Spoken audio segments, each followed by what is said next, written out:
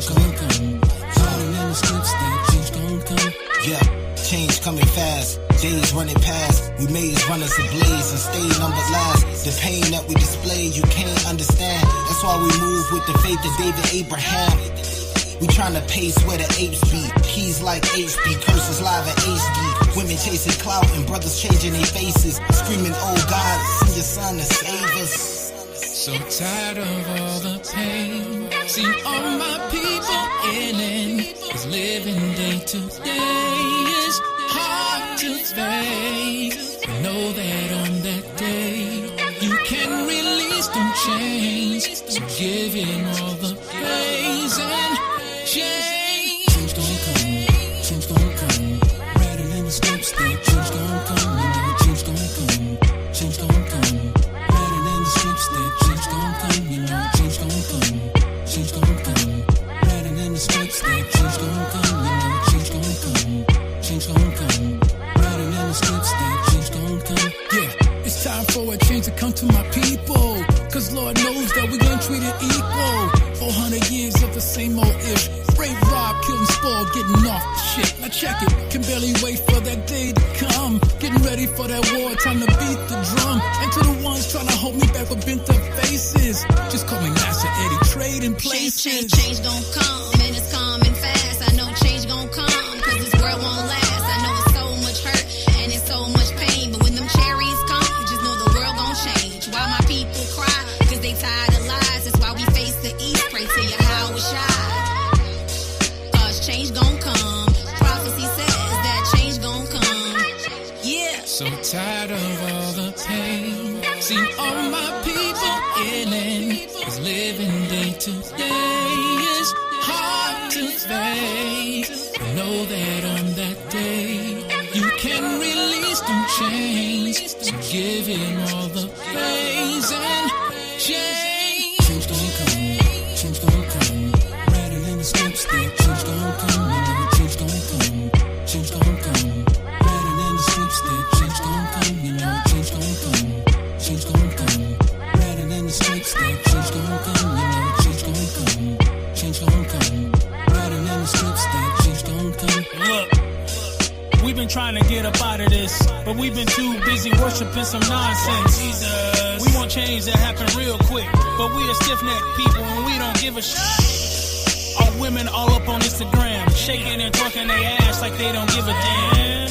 And if we really want change, we gotta open our book and be baptized again. We gotta change. So tired of all the pain. See all my people in it. 'Cause living day to day is hard to face. But know that on that day you can release them chains. So give him all the praise and change. Change gon' come, change gon' come. Writing in the scripts that change gon' come. You know change gon' come, change gon' come. Writing in the scripts that change gon' come. You know change gon' come, change gon' come. Writing in the scripts that change gon' come. You know change gon' come, change gon' come. Writing in the scripts that change gon' come, change gon' come, change gon' come. Writing in the scripts that change gon' come. You know change gon' come, change gon' come. Writing in the scripts that change gon' come. You know change gon' come, change gon' come. Writing in the scripts that change gon' come. You know change gon' come, change gon' come. Writing in the scripts that change gon' come. Change gon' come, change gon' come. Writing in the scripts that change gon' come. You know change gon' come, change gon' come. Writing in the scripts that change gon' come. You know change gon' come, change gon' come. Writing in the scripts that change gon' come. You know change gon' come, change gon' come. Writing in the scripts that change gon' come.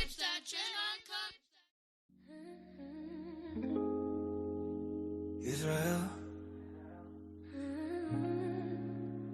listen close. Every word I spoke was always meant for you.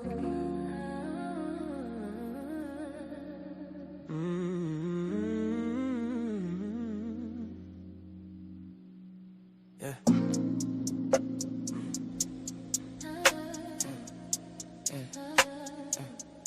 Yeah. I stepped down from a throne of light, born of Judah in the dead of night. Perfect walk, yeah, I kept it clean. Every law, every commandment seen. I healed your wounds, I spoke your name. They hated truth, I took the blame. Taught you how to live God's way.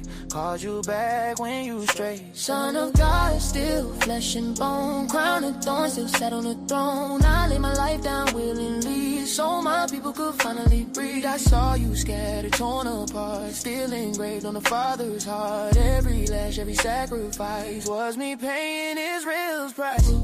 I was talking to you when I said God loved the world, that truth. I gave my life, yeah, that was proof. Israel, I was talking to you. Israel, I was talking to you. I didn't come for every land. I came to free you from the hands, from your enemies, from oppression to Israel. I was talking to you.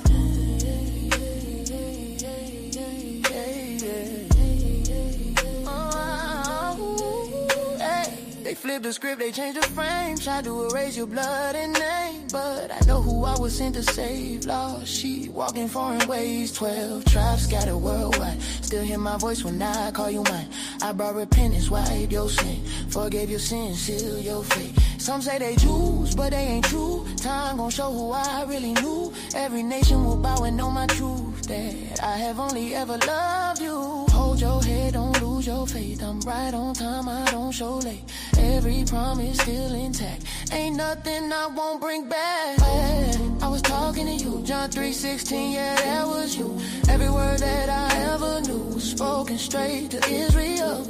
I was sent for you alone, from captivity to the throne. I never loved another same. Israel, remember your name. New Jerusalem, coming down. Holy city, righteous crown. 12 gates standing side by side. Every tribe named carved inside. No more fear, no more tears, no more chains from former years. What was stolen, I restore. You won't be low no more. Those who ruled you unjustly before will recognize what I ordained. Yeah, order restored, balance made. My people honor no more shame. I scatter you, but I never let go. I marked your mind before the world said no. I'm coming back to gather you from every nation, every view, bring you home where you belong. Israel, stay strong. Heaven's promise never fail. I know you well.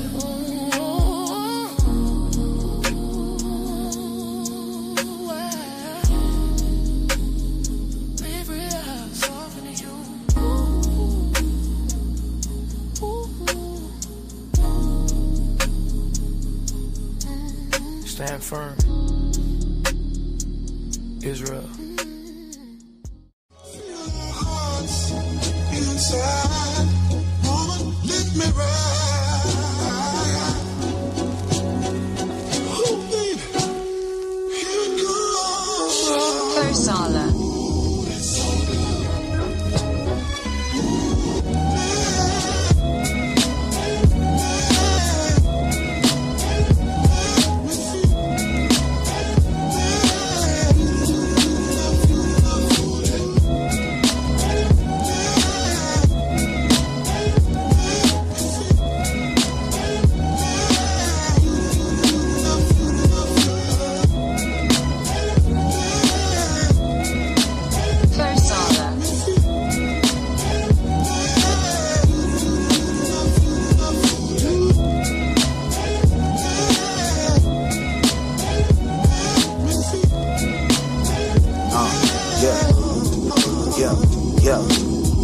I've been looking for feel good, it's still hood. Fresh, leaving no prints like Uncle Phil would. I feel it under my chest, I'm getting further from death. I see his water protecting me like a shield would. Lot of rain, keep the feel good. We gotta bang just to feel good. They bang the set, keep a drumstick tucked to the chest. And them cymbals, just a symbol for the love for the metal. Glitter with bezels, find Nirvana in a speaker. And my love for the ghetto, builders dilapidated bass, rattle trunk with the treble. At the corner we would try to be rebels, cussing loud, smoking papers. Who'd have thought of these devils? Had us under their clutches, guess the score wasn't settled. We to pray, so we praying in the hood, but we patiently waiting. Say the Shema when I rise, keep me away from the Satan. Put your spirit on my mind, give a song for salvation. Yeah, the sun brighter when I hear your quotes. I feel lighter when I hear your notes. This a melody for everyone with felonies. Know you still got hope. I said you still got hope. The sun brighter when I hear your quotes. I feel lighter when I hear your notes. This a melody for everyone with felonies. Know you still got hope. I said you still got hope. Rise and shine, put your makeup on. Baby girl, why you take so long? Had a vision of an angel, I forgot how she looked, cause I saw you when my brain clicked on. Now I sing this song, yep. Rise and shine, get your makeup on. Baby girl, why you take so long? Had a vision of an angel, I forgot how she looked, cause I saw you when my brain clicked on. Now I sing this song, yeah. Like Lottie Dottie, got the spirit riding shoddy with me. She a baddie, take her to parties with me. Help me focus on my studies, and we always see the darkest secrets. We read at night when the Father teaching. We keep it light, trying to brighten the night, even though stress is mounting. Had encounters on the devil's mountain. Felt the trouble when I stepped in the door, and I should have never doubted. He sent an angel, and I felt his power, still got hope. The sun brighter when I hear your quotes. I feel lighter when I hear your notes. This a melody for everyone with felonies. Know you still got hope. I said you still got hope. The sun brighter when I hear your quotes. I feel lighter when I hear your notes. This a melody for everyone with felonies. Know you still got hope. I said you still got hope. On that day, then every nation and kindred would take a bow before the Lamb and come and learn from the Spirit. It don't matter what you witnessed before. If you're living, then you still got hope. Yeah. On that day, every nation and kindred will take a bow before the Lamb and come and learn from the Spirit. It don't matter what they witnessed before. If you're living, then you still got hope. Yeah. It's brought around over here on this table. We want to make sure that everybody can line up and just get through smoothly. Put the plates, the forks, all that, line all that up. Hold on real quick. Move the tables over around the side like that. Yeah, because we got to make sure the walkway is clear for people to get through to the front. And then when we line up and do the prayers, we're probably going to like have everybody come around this way. And then we'll have Adawan Kanal do the prayers on that side. They'll start from the left and come all the way down. Yeah. Y'all love the feast days.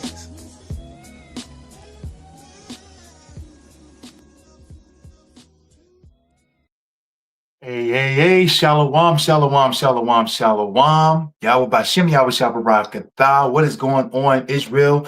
You are here with Anointed House of Saints. I am Officer Kowal here with a couple of my brothers. We're getting ready to bring out this wonderful fire lesson that's going to be head up by one of our premier, I will definitely say premier soldiers. Y'all go ahead and introduce yourselves, man. Hey, shalom, shalom, Soldier Nadiyah. Yo, shalom, shalom. It's Keziah, the servant. What's going on, family?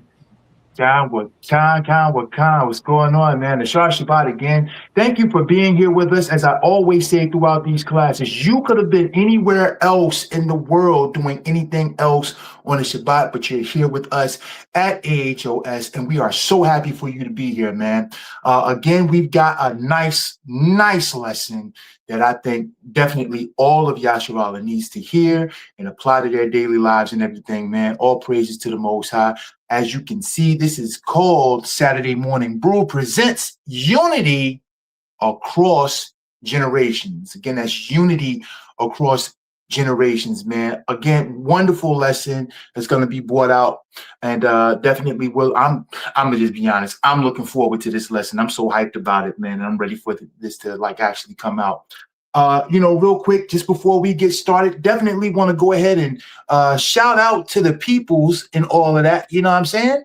Let's get into that real quick. Of course, Joan, Gil, Chris, Shalom, love you to life. Thank you for being here with us this morning. We do appreciate you.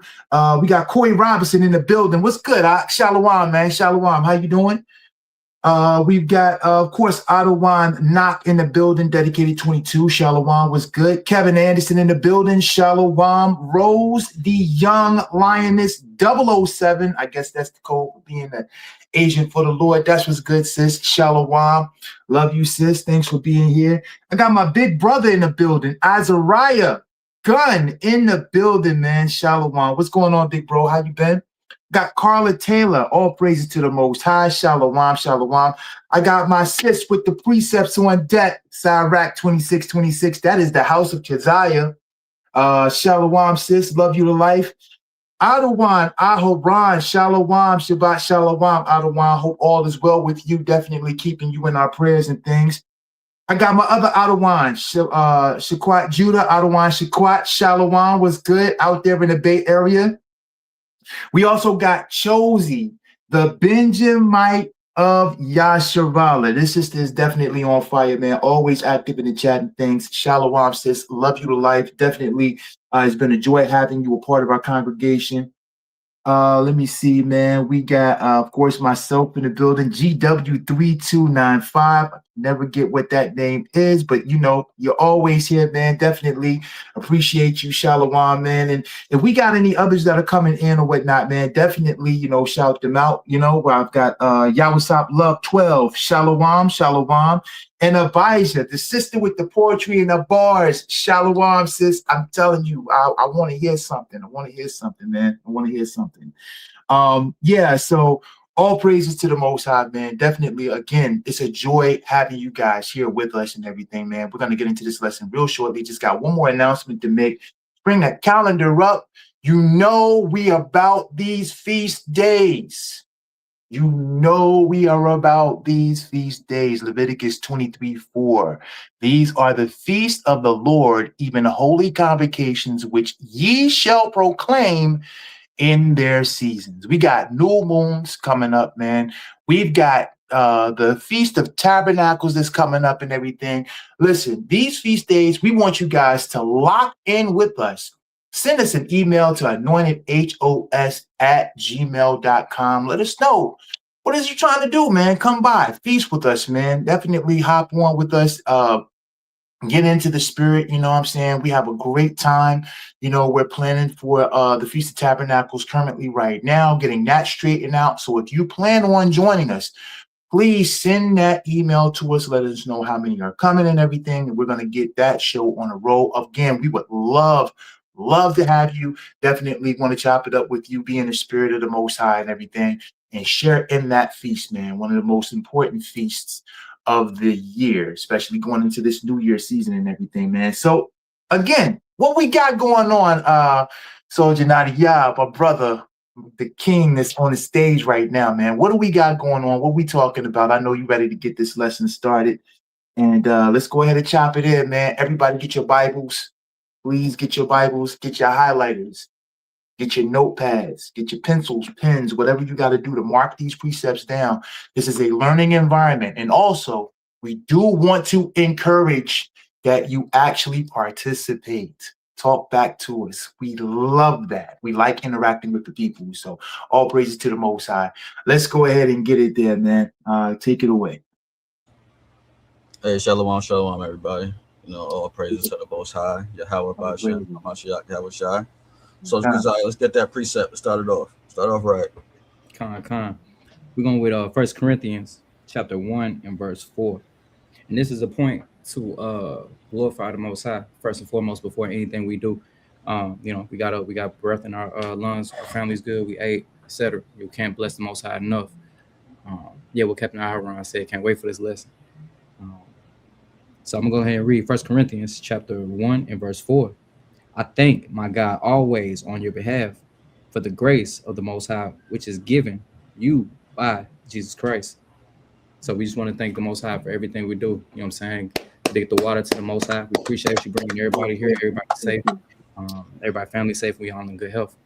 With that being said, let the class commence. The water for that, King. Yes, sir. We had the renewal week. Israel was going down a certain direction, and that renewal was there right before Passover. And we're trying to build a mighty, mighty nation. That's what we're working towards. Right. So now we got our spirits right. We went through Passover season correct, got the leaven off us. Now, what's the next step? The next step is our households. And not just us and our children, but because a lot of us is first generation in the truth. Right. We're the first people in our families and our current families, as far as I'm not going really historical, but a lot of us are the first one that got reawakened, our eyes open to the truth. And now we're in a peculiar spot where we were raised up one way and we're switching up and we're raising our kids a different way. And a lot of families is having contention between the grandparents and the grandkids. And now we have a major responsibility. And it's really, we should thank the Most High for the opportunity to be able to further change your whole family's history and culture moving forward. We're in a unique spot. We have the opportunity to show our children what it's like to be Israelites and show our parents what it's like to be Israelites. Because if we turn our back on our parents because they don't understand or they're set in their ways, our children lose a lot of history. We see what's going on in schools. They're trying to take slavery out of schools. Right. Like we don't have to go that far. Our grandparents know what it's like to pick cotton. Right. They're losing so much history. They're losing so much connection to themselves that who knows what our grandkids will see.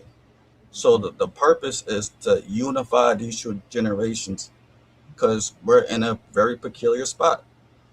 And I like to use this as an analogy, not to say we are Christ, but it's a good analogy to understand that Christ was in this position. He had his ultimate authority father figure, and he's trying to connect us back to the Father because he was the door. Right. Now we can be the door for our kids and our grandparents to learn, understand, and come together as a nation. We may not agree on every single point, but we need to be a nation. We have to come together some way, form, and what's better to start than in the home? Right. Then it will lead to the community, and then it will lead to a nation. But it starts in the home. We're fixing ourselves. Now let's fix that. So I wanted to start off, Baba Kashah. Can I get Exodus 20 and 12? And us brother get Proverbs 11 and 1, Baba Kashah. God. It's the book of Exodus, chapter 20 and verse 12, and it reads, honor thy father and thy mother, that thy days may be long upon the land which the Lord thy God giveth thee. Now this is a commandment with promise. I didn't see no stipulations. It just said, honor thy mother and thy father. Period. Point blank. It don't say, contrary to popular belief and how we grew up, it don't say when you turn 18 and move out, you don't have to honor them no more. It don't say none of that. Right. And we have to be aware what you're saying to your children and what you're doing. Do they agree? Are you dishonoring your parents because they're not in the truth, but raising your kids to honor you? Is your lessons and your words and your actions, are they in alignment? Right. That's good. Can you bring up Proverbs 11 and 1 for me, Bakasha? Yes, sir. This is the book of Proverbs, chapter 11, starting at the top. A false balance is an abomination to the Most High, but a just weight. So like it, keep going. But a just weight is his delight. Exactly, a false balance. We're not telling you to go sin because your parents are still in sin. We're telling you to respect and honor them because they're your parents. Right. There's still wisdom there. Just because you in the scripture, you understand the Bible better, that doesn't mean there's no wisdom over there. I'm 36 years old. There's a time I'm gonna hit 45. My body's gonna feel different. It's gonna start hurting. It's gonna be hard to do certain things. My dad knows what it's like to feel 45. I'm gonna have to come to him for that wisdom. Dad, what did you do? Did you stretch more? Did you do different things to keep the body going? What did you do? Did you change your diet? I don't know what it's like to be. That's 9 years away from me. I can't teach nobody how to be 45 right now. No matter how much doctrine I understand. There's still wisdom in your parents. There's still things that you can learn. And by you sitting at their feet, learning their wisdom, they can pick apart your wisdom and your behavior and your dedication. And they can see the principles behind you. They may not understand the doctrine, but they can see your principles. And that's a way to connect your generation. They can say, I don't understand what my son is doing, but I understand he's disciplined. Right. He says what he means. He has integrity. He's a hard worker. Your parents are going to love that regardless. They can see that in you. And he respects me, even though I don't agree. that goes a long way, and then your kids could see that. Right. Just think about how humble it would be for your child to look at you and be like, hey, my dad taught me this. I know my dad is right, but look how he yielded to his dad, and we both know he's wrong. Right. Think about how powerful a message that'll be to your children. Right. Mm. That's powerful, because now they're going to know how to grow up. Yep. They're going to know what to do. Because what happens, even though we have the knowledge now, what happens when we get old and we may get dementia, our memory starts to slip, and we be wrong. Mm. Our kids will know how to deal with that situation because we did it. Anybody got something to add real quick before we get started in the book of Sirach? Yeah, Salakia, let me pull this precept real quick, man. You know, for everybody, basically, you know, I want to get this Ephesians chapter 6 and verse 2, just to put emphasis on that commandment regarding what the Most High said, right? Here we see that Paul actually recognizes. Remember, Paul is the master of the law, and he reiterates that law in the most profound way. Let's take a look at that. Read that real quick. It's the book of Ephesians, chapter 6, starting at verse 2. Mm-hmm. Honor thy father and mother, Right? which is the first commandment with promise. Which is the first commandment that's going to fail you. What does it say again? It is the first commandment with promise. It's the first commandment with promise. You know how big that is? It's the first commandment with promise, which means it's very important for us all the way around the board. We're not just talking to kids here. We're also talking to ourselves as adults. Just like the soldier was bringing out, that basically that is paramount. We have to honor our mothers and our fathers that are before us. And it's the first commandment with promise, because if we're honoring them, the promise is that our days will be long. We'll be living a long life. They have the wisdom. They know what to do and what not to do. So why wouldn't we hinge on to that? There's the promise being fulfilled there, right? And as our children are growing up, their days will be long on this earth because they're seeing what we do with our parents, right?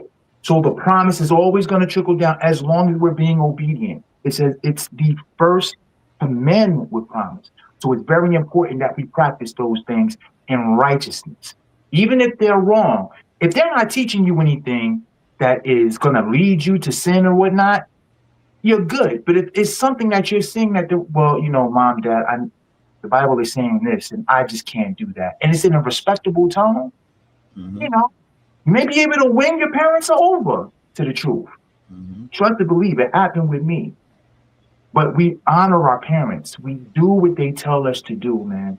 And it goes through the generations. It always follows us. I yield there. And it really goes with discipline. The whole thing is this. I think you'll see that theme throughout this lesson the whole time.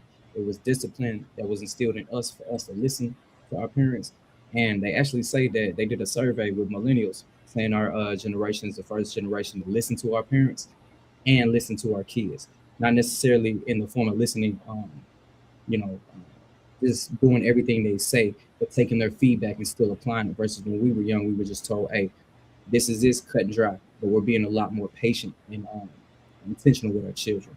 So, but it all really stems from discipline. The discipline that was instilled in us passed down to our children, which is a law, onto their children and future generations. Hopefully that brings joy. About you. Oh, great. So we can get started. So that's the intro. That's the theme. That's where we kind of headed to. We can start on the book of Sirach, chapter 3, starting from the top. We can start flowing from there. Anyone in the audience got anything to say as far as the topics and the conversations maybe we're having through personal experience? Y'all can chime in. If y'all going through something similar, hop in there. We love your feedback. We love your perspective and what you've been going through, because we all have different lives. I'm one that's fortunate. When I came in, I showed my dad 2 videos and he jumped right along with me. So there's some burdens I didn't have that other people may have that they want to talk about and dive in. All praises to the Most High. It's the book of Sirach. Starting, you said chapter 3? Start from the top. Hear me, your father, O children, and do thereafter, that ye may be safe. Cool. Can you grab me Proverbs 1:8 real quick? Yeah, But it says so we could be safe. There's things that we do not understand that we do not know. We know that looking at our own kids now. There's things that they don't know that they don't understand. There's pitfalls that they don't know that they don't understand. The same with us. There's people, that's us in our 30s trying to start businesses, trying to do whatever we're trying to do in life. And our parents been through it, fell through some traps, no loopholes, and figured things out. There's always wisdom. There's traps in every way form. There's spiritual traps, there's financial traps, there's relationship traps. My parents was the first person that taught me everyone that's your friend ain't your friend. A lot of people you hang out with now, you ain't gonna know them after you graduate. And they was right. I didn't believe them. They know what they're talking about. There's wisdom there. Why do we think when we graduate, turn 18 and get a little money in our pocket, all of a sudden they don't have the wisdom? Or why do we think when we come into the truth and can break down a scripture better than them, that all of a sudden they're not intelligent no more? And we got to be thankful for the opportunities that we have. We were in a world where we could do real research by just typing on the keyboard. You know how hard it was for our parents to get information? Right. 2 generations ago, my grandfather had to drop out of school in 5th grade. Barely knew how to read to provide for his brothers and sisters. And we taking our education for granted and the things that we know for granted. They grew up in a completely different world than we grew up in. They were happy going to work, eating dinner, sitting on a recliner to watch the game and fall asleep every night. And they were happy. They didn't complain. Are we that way? No. They lived in a different world. We have opportunity to learn way easier than it was for them. They had to go way out their way. We can go home and learn. We learning right now in the comfort of our own home. Probably cooking some breakfast, eating, bowl of cereal, watching class, learning. You couldn't do that in that day. That's right. So we got to be thankful that we have the opportunity and be mindful and be humble of the generation we came in, that we could give back to them because they prepared us to accept this truth, whether we like it, understand it, believe it or not. A lot of our parents told us, believe in the Bible, which gave us the foundation to hear it, even though they didn't understand it, but they gave it that foundation, a lot of us. And then when we heard it, we was able to accept it based on their teaching, even though they didn't understand what they was teaching us. Can we be humble that we had a parent that taught us that, even though they don't understand? You got that Proverbs 1:8 too? Gone. It's the book of Proverbs, chapter 1 and verse 8, and it reads, "My son, hear the instruction of thy father, and forsake not the law of thy mother." This goes for both of your parents. They make you a balanced person. Your father gives you instruction, gives you discernment, gives you wisdom. Your mother gives you intuition, insight, how to be soft in certain situations, understand how other people feels, empathy, and that make you well balanced. So now you know when to give a little, when, okay, I got to be stern here. This is where the line is drawn. You have to listen to both of your parents. You have to understand it. They make you a well-balanced human being. Y'all got anything? That's right. Nah, you hitting it right on the hitting the nail right on the head. I mean, pretty much, goes for both parents, man. Goes for both parents. It doesn't matter who's giving you the instruction, man. They have the wisdom. And what good parent, what I'm saying, a father or a mother would not give their children the wisdom it is that they need to get past the pitfalls that they win.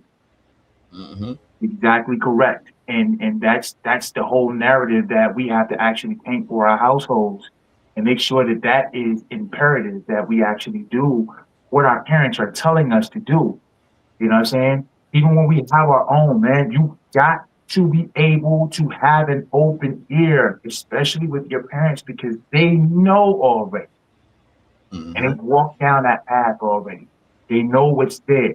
And as they're getting themselves together, the instructions that they're giving you or whatever is to make sure that you don't have to get yourself together like they're getting themselves together currently now. It is what it is. Wisdom is always going to be there, but if you mock the wisdom, then you're going to find yourself in the same situation. They always talk about trying to break generational curses. Well, the easiest way for you to break the generational curse is by honoring your mother and your father. Mm-hmm. One of the ways of breaking one of the curses, man, honor thy mother and thy father. That's just it. You know, Mm-hmm. I yield there. Go ahead. And just to hammer this point home, if your parents is in sin, we're not telling you to go sin with them. Exactly. We're telling you to respect and honor them, because you're teaching your kid not to be in sin. Mm-hmm. If you're dishonoring them, they are watching you sin. Then they're going to learn to sin through your example. That's right. You don't have That's to right. sin with them. That's right. You don't have to sin with them at all. But you can show them respect because you have to. And you should be happy that you have parents that are present. Yes. Just get around and just talk to brothers. A lot of brothers don't have parents. They died at an early age, or they died before they came to truth. They didn't have the opportunity to even talk to their parents about the truth. Some of them didn't grow up with parents, foster homes. There's so many different things that people don't have. The fact that your parents is here and not perfect, you should be able to rejoice, because they did something right if you was able to come into the truth and Right. accept it. Right. A lot of people hear it and turn their ear from it because they don't even acknowledge the Bible. The fact that your parents put a Bible in front of you, they may not understand it, but they know there's power here. And we're able to receive it. The word of my parents, the word of Yahweh for giving them to me. Right. They put me in a great position. I just didn't know it at the time. But Most High had a plan for me. Mm-hmm. You gotta be mindful of that. Talk to brothers who lost their parents, lost their mom. Don't ever get to experience that good cooking anymore. That mother's hug. A lot of people don't experience that no more. I'm fortunate enough to have both my parents and both my grandparents. Wow. Fortunate. That's a blessing. On both sides, I have it all. I can't really complain about anything, because look at where I am today, and I'm happy. I got brothers with me. I got a Kant with me. People that's in the truth, people to break scriptures with, people to talk to. My parents ain't had that. Right. I can bring my parents with me. My dad came to Passover. This is the second Passover he came with me, and he had a great time. Just the love just fueled him up. Yes. If they ain't raised me right, I wouldn't be able to take him with me. And it's the patience that he gave to me as a kid that I learned how to give back to him. The things he taught me is the things I'm giving to him. Because the authority didn't reverse, but the roles just reversed. He taught me everything. Now I know a little bit. Now I'm teaching him with the same patience he taught me with. I wasn't the greatest kid. I had girl fever as a kid. Losing my mind a little bit, 14, 15 years old, trying to sneak out. We have our faults, but he was patient and taught me the correct way of how to be a man. Now that I got the scriptures, my dad is still a great man. And now I just got to be patient with him. And look, he's right along with me. We're breaking bread together, Passover together, Seder meal, all that, scriptures. Man. I can't ask for more. I can't ask for more. You see what I'm saying? And kids get to see that. That's right. How many kids that we raise in this truth has a parent and a grandfather in the truth?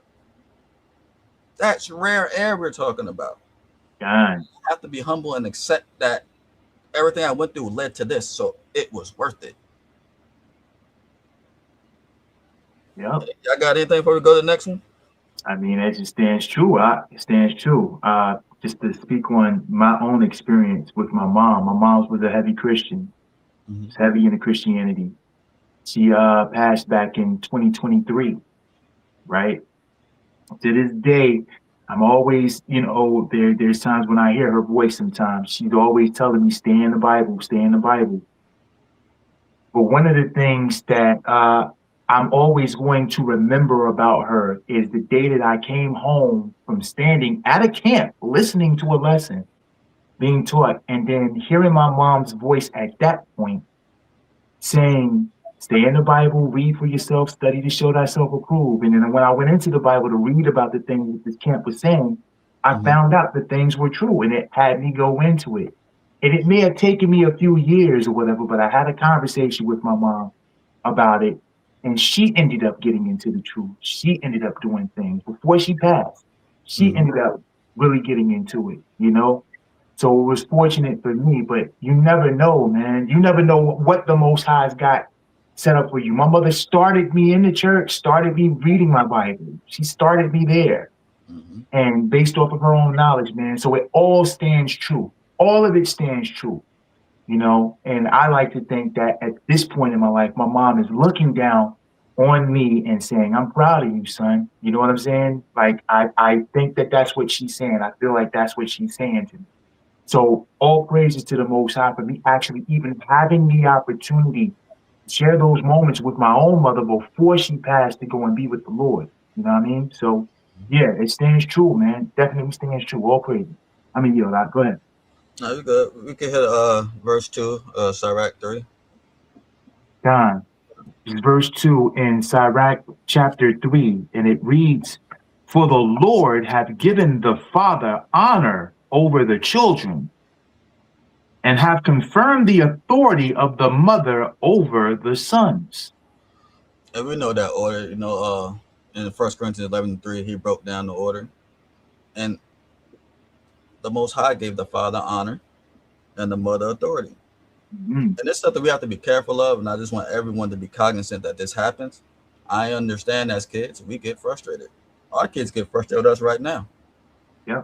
And we have to understand when we go talk about our frustration, are we dishonoring our parents by the verbiage we use? When we go to vent, are we actually getting counsel, or are we just dishonoring our parents? Are you saying everything your parents do wrong and putting it out in the open? Or are you saying, hey, Adawan, but every time I try to talk to my mom about, you know, the scripture and anything, we just seem to butt heads and our foreheads is hard to get each other. What tactics are you used to break the ice? Are you doing that? That's not dishonor. You're just saying that there's contention there and I want to find out my way around it. Or are you just saying, my mom not in the truth, she don't believe in this Bible, she this, she that? Are you doing that now? That's dishonor. It's and that's your shame to dishonor your own parent. Yep. What are you doing? Your day's gonna go short. We have to be mindful of what it means to honor somebody. We're not saying lie. We're not saying this. But you just don't go out and just say whatever to anybody just because you feel some type of way. You got to check that. Especially being a man, you definitely got to check that. Thanks. Because that's I would call that effeminate to me. Getting your feelings and just start blabbing and talking about your parents. No. And that's why the sisterhood has to be stronger, because y'all have great insight when you're not emotionally invested. I'm going to give the sisters that. When you're emotionally invested, your emotions take over. Do you have a good sister around you to say, hey, listen, I understand you and your feelings, but you should not say that about your parents. We got to stop. What you say? Do you have a good sister like that around you for the checks and balances? Or is she going to be like, I understand. I know how you feel, and let you just keep going and going, because you have to pay for every idle word. Right. Every idle word you're going to have to pay for. It's going to be on the count. It's on record. Is she going to stop you? Or she's just going to let you get it all out because she's helping you? No. And as brothers, we got to do the same thing. Getting the feelings, walk away. We'll hug 10 minutes later. Y'all got anything?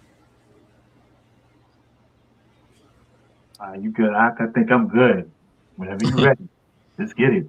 I mean, so like, oh, come on. No, I'm about to say not too much. I'm about to say honor just reflects, you know what I'm saying, obedience, righteousness, you know, humility. So, but that's all. Just want to throw that out. That's really what it is.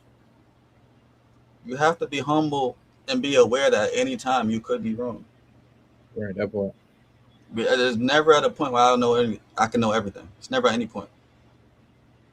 At any point. I'm learning something right now. When people comment, I'm learning something.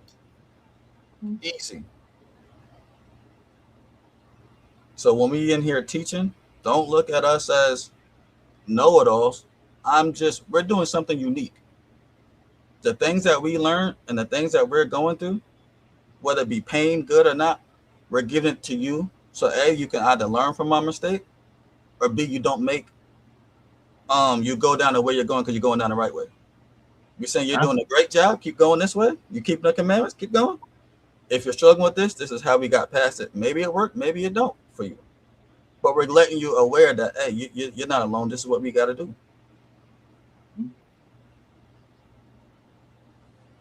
You can go to verse 3. You can read 3 and 4 because we kind of tackled 3. God. So verse 3, and it reads, "Whoso honoreth his father maketh an atonement for his sins. Mm-hmm. And he that honoreth his mother is as one that layeth up treasure." God. So where your treasure supposed? Where is your treasure supposed to be laid up? Supposed to be laid up on earth, or supposed to be laid up on heaven? Can someone get Matthew 6 and I think 21, Bobby? God. You got that, officer? Yes, sir, I got you. God.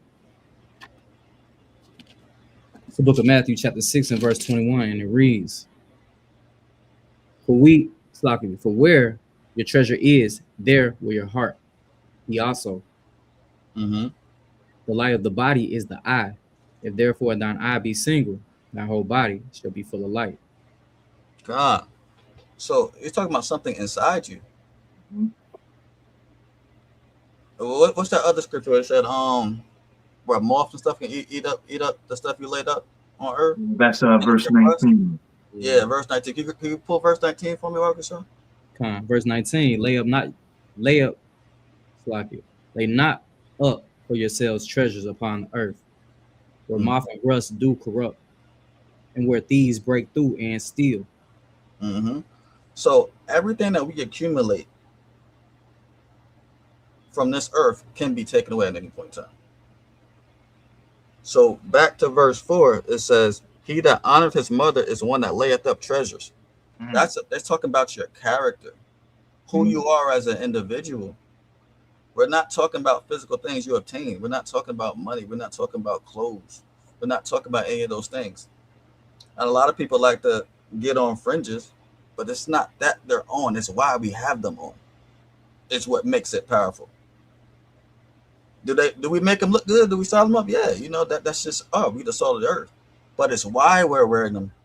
It's what's laid up the treasure in heaven, because we want to keep the commandments. We need a reminder. A lot of people look at this as carnal, but it's not. I could testify it's not, because there's times where these fringes actually saved me from myself, where I was getting in an altercation.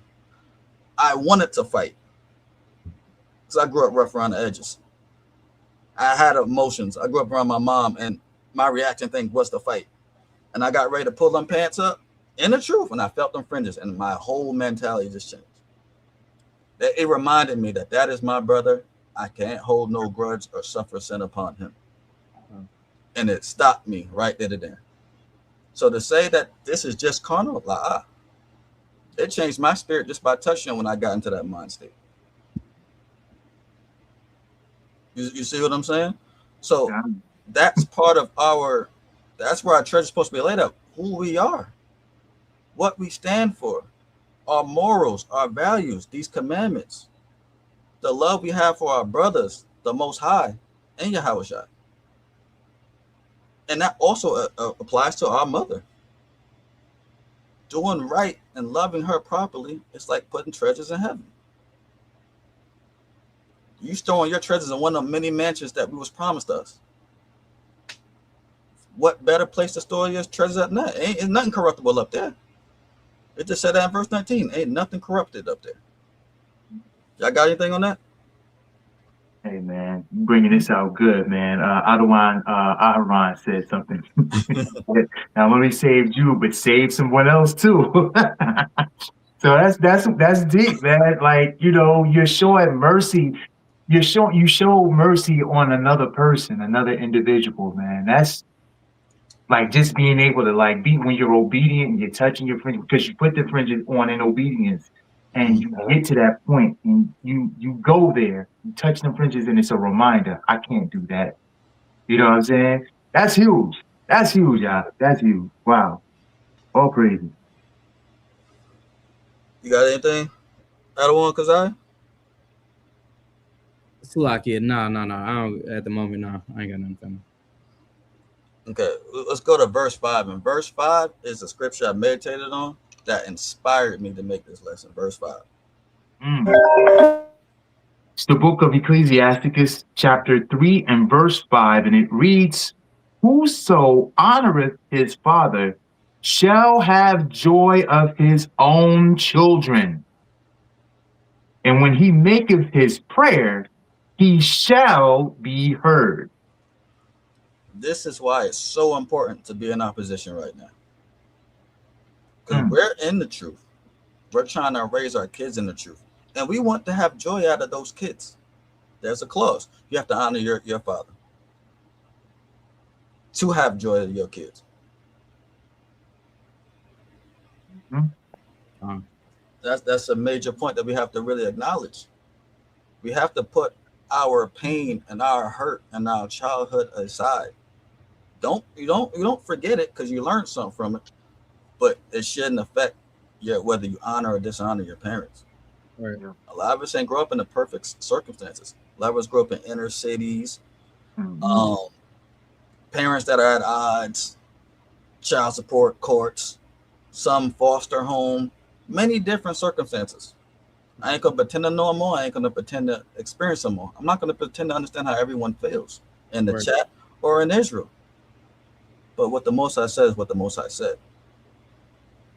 Honor them if you want honor out of your children. That's right. If you want to have joy of your children, you have to honor them. And what does that do for your kids? Your kid's gonna know your story. My dad had it rough. And look how he treats grandpa. And I want you to think about it this way. What if the man that raised you was let's say it was terrible when you came up as a kid, right? Your parent was terrible, your mother or your father. But by the time you have kids, they became a whole different person. They changed completely. There's a lot of wisdom and a lot of growth there that they can share with your kids, and you're stopping that blessing because you hold that grudge. Violating laws already. Yep. There's a lot that goes. This is deeper than surface level. Honor your mother and father. That's everything, but it goes so many legs on it. It's deeper because we like to talk about why we're not doing something instead of just doing something and working on ourselves to get that done. Why is this excuse of why you're not doing it? That means you have personal growth that you have to go through, whatever it is for every individual, to get to that point so you can do that. Because there's things that my dad knows and that my mom knows. They grew up in the 60s and grew up in different era than I grew up in, that they can give insight to my kids that I can never give insight because I was never there. I can only read and look at newspaper clips and pretend I know everything. My dad lived it. My mom lived it. She can give that to my children. But just to get back to the verse, if I am showing my kids what it is to be a son at 36 years old and showing my parents honor, love, respect, even in disagreement, they're going to learn how to do that for me. When I get old, when I get weak, when I can't do the things I used to do. Do you want to do all of everything you did and then your kids don't care and they just throw you in a home somewhere because you're useless now? Where did they learn that from? You didn't teach them that, or did you do example? This is how you actually break curses. Yep. You do the commandments so excellently that the kids aren't just hearing it, they're seeing it and it's digesting it, and it becomes who they are. As an individual, becomes who they are. That they can't fathom not doing it. That it brings them joy to do something, especially for your parent. You know how good it feels? My mom called me and asked me for help. Man. Great feeling. That part. My mom and my grandma the other day asked me, come put the lawnmower together and move some stuff around for them, and just to be there for them and see how appreciative they are. They don't believe what I believe, but they see me as their son and grandson, that if I call him, he's there.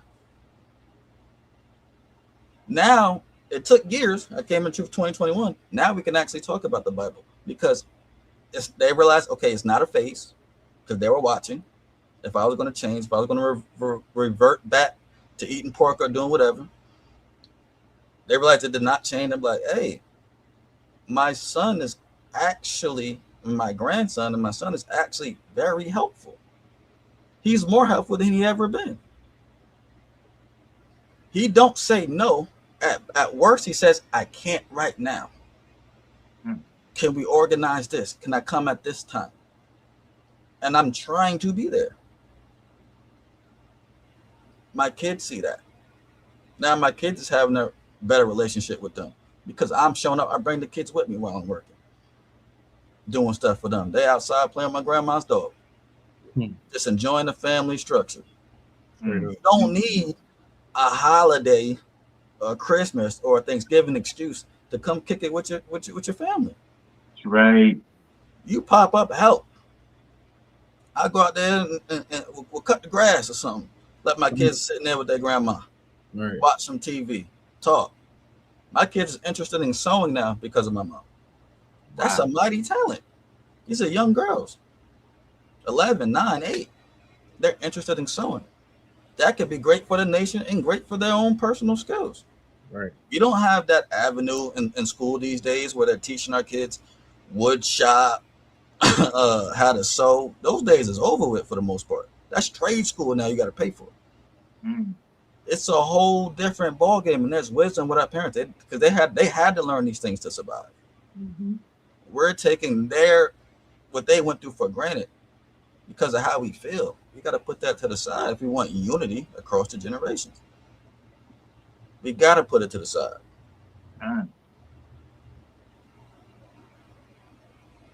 Hey, anyone y'all can see that? Y'all want to read that out? Yes, you got it. Go ahead. It reads, says generational respect fosters child development by enhancing emotional regulation, resilience, and social adjustment through positive and intergenerational relationships. That's major. You're going to be well-rounded because they have their own experience. They're learning from their parents, and they're learning from their grandparents' experience to make them well-rounded. It makes the picture complete. Right. Because if you look through your own eyes, the picture is not complete. Right. You only know, and you don't even really understand what you're seeing. You just know how you feel about it. For example, a lot of people hate the word complain. Don't use that word and to just define it for them. So I'm like, hey, my bad, you're not complaining. You're just expressing your dissatisfaction. They'll say, yeah, that's just how I feel. They don't even know. You just define complaining. You see what I'm saying? They don't even know it because a lot of people aren't aware of what they're seeing and hearing. They're just aware of how they feel and what makes them tick. And to be well-rounded, you need these generations to give you different perspectives. Right. To understand what is going on, how the world has changed. Because I can see how the world changed from the 90s till now, but I can't speak for the 60s. I can only read about it. You need that firsthand experience. Yep. Y'all want to read the rest of that sentence too? Respectful connections with elders. Example, grandparents provide children with stability, cultural identity, and unconditional love, which reduces emotional issues. It helps cultivate empathy and self-worth, crucial for long-term well-being. And we got to stop being haters. Our generation, we got to stop being haters. We look at our parents and be like, you nicer to them than they was to me. They're in the grandparent phase. We're the one that gives them to what not to do and what to do and what not to do. The grandparents give us that love. They're the secondary line of defense. Right. So hey, you know, you got to listen to your parents now. and they show them that love, maybe get them a little extra treat. But the big thing I saw in there is cultural identity. There's things that you can't explain culturally to your kids through experience. There's things that they can read. My grandma can tell me what it's like to have her fingers bleed for picking cotton. She could tell me that. My grandfather used to tell me how it was running through the fields in the South, being chased by Edomites, and what was going on with his siblings, why he had to drop out of school, and all of these other things. And they give you a different perspective. This is someone that's tangible, someone that you know, someone that raised you, Right. that had a hand in raising you. That gives you a sense of identity and the love. You need that. Done. Because pretty soon, there's going to be a time pretty soon where they're going to look at us as like, being born before in 2000 is going to sound ancient to them. And it's really not that long ago. They're going to be like, what? You was born in, my kids say you was born in 1990? That's just weird to them. That's just so, the idea is just weird. 1990. That's exactly how they say it. It just sounds crazy to them. Right. Y'all got anything? Yeah, it's like it, man. Shit on let's hit Sirach 30 and 3. Yeah. And I'm tying that with that Sirach 3 and 5. So 3 and 5 says whoever honor his father shall have joy of his own children. All right. So with chapter 30, that flow flips. Go ahead and run that. Yeah, we said 30 and 3, right? Please. It's a book of Ecclesiasticus, or Sirach, chapter 30 and verse 3. He that teaches his son grieveth the enemy, and before his friends he shall rejoice of him. Right. So when you're teaching your son, you grieve the enemy. Why? Because you're teaching law, statute, commandments, things of that sort. Your enemies see that. They see how anointed or blessed that child is. Versus a child that's left unchecked or not taught, it brings grief. So therefore, when you teach your children, they're going to bring you grief. So it just flips. When you listen, you get your children to respect you. When you teach your children, they're going to respect you. The flow just, it just keeps going. It's a whole perfect circle, is the most I would say. But Just to add on to that, because I don't want to leave the mothers out of this lesson. We're trying to unify the generations, and we're trying to break curses at the same time here. So if someone mind grabbing Ezekiel 16-44, Bob Kasha.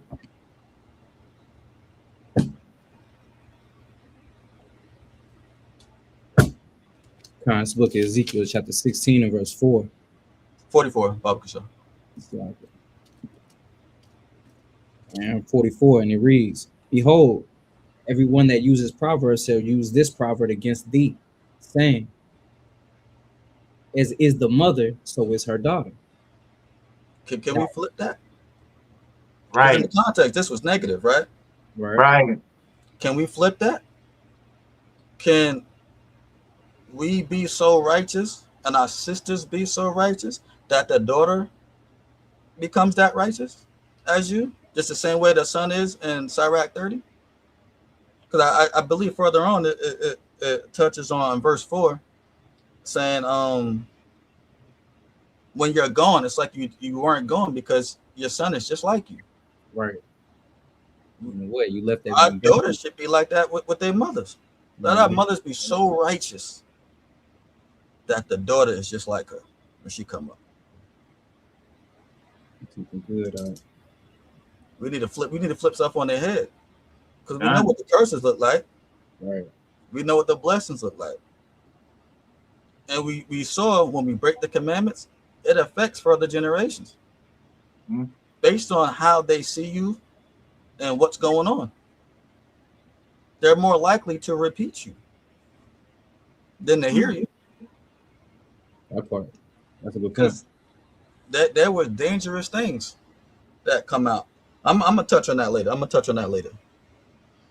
So let's just continue on verse 6. I'm gonna touch on that later so we can get through this.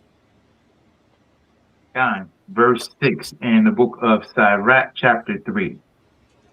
And it reads, he that honoreth his father shall have a long life, and he that is obedient unto the Lord shall be a comfort to his mother. So let's just think about that. Wow. I want to focus on the sisters right now. A comfort to your mother. Just think about that.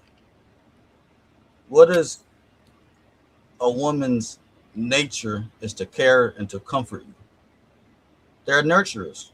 Yep. When you don't listen and you're disobedient and you're out doing whatever, especially a young boy out here, she's worrying about your life if you're going to make it home. How is it a comfort to her? If you got a daughter sneaking out and doing whatever, has a bad surrounding of friends, you're not a comfort to your mother because she's worrying what can happen to you. Yep. I'm not saying things should happen, but we live in a perverted society. It's coming out and it's unfolding before our eyes, and it can't be ignored anymore. They can't say Israelites is making stuff up. It's coming to light day by day, slowly by slowly, little by little. It's coming out. So we can't pretend to be willfully ignorant now and say what should and shouldn't happen. No, that's not the conversation anymore. These things are happening. Back to verse 1, it says if we listen, that they may be safe. It's not even a guarantee. You may be safe. Obedience to the foundation you have, which is from your parents, will give you comfort to your mother if you're following it, because you're where you're going to be where you say you're going to be. Right. If you're supposed to be in school, you're in class on time. You're not in the hallway doing whatever, and when a fight can break out, you get hurt. Right. You're not skipping school in the street. You're supposed to be at practice, you're at practice. When you're supposed to be doing certain things, you're doing what you said you're supposed to do, what you told your parent or your mother's supposed to. That's going to bring her comfort. You don't want to make your mother look like a fool because she thinks you're somewhere and she's not. Then she don't trust you. Now she's discomforted in anything you say now. A woman's trust is fragile.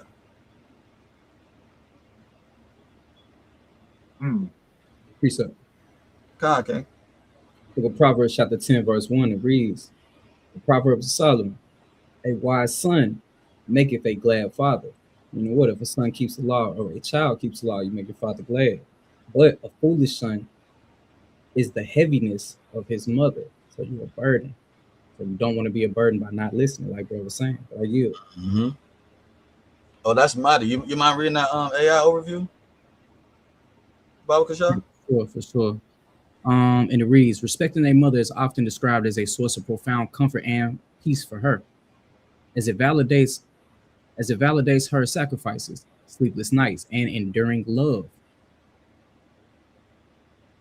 Because a mother's love is frequently quiet and unselfish. Respect acts as a tangible acknowledgement of her often unseen efforts. That's mighty. Just think about what it does for a mother, just for you showing her the respect and the honor that she rightfully deserves. Rightfully deserves. Right, that part. She deserves it. Mm-hmm. And there's things that women do that sometimes even as husbands we don't necessarily see it. Right. Because sometimes they think about things that we don't necessarily think about. Mm-hmm. Sometimes we straight lining A to B to C. Right. And they're thinking about the possibilities that can go wrong between A and B. And they're fixing things that you don't even see in the background. And they don't even want the credit. They just want the respect and the acknowledgement. 100% true. That's mighty. You could be thinking, okay, I got to get up, do X, Y, and Z, and get ready for work. Your rib think about, he's going to be hungry at work. Let me make him some lunch real quick. And you'd be like, I didn't even think about that. I was trying to get to work on time. Thank you, baby. And you be on your way. And that thank you, baby, made her whole day. You acknowledge something that she did. Now now for the kids, they need to acknowledge those things too. But again, they're gonna learn through the father. Are we acknowledging our ribs when they do a little thing? Oh, are we gonna overlook them? Is our sons gonna overlook them? Yeah. Are they not gonna realize it? When you come home from work and the mother of your children, your rib, been holding the house down, do you come home and just undermine her because what you say go?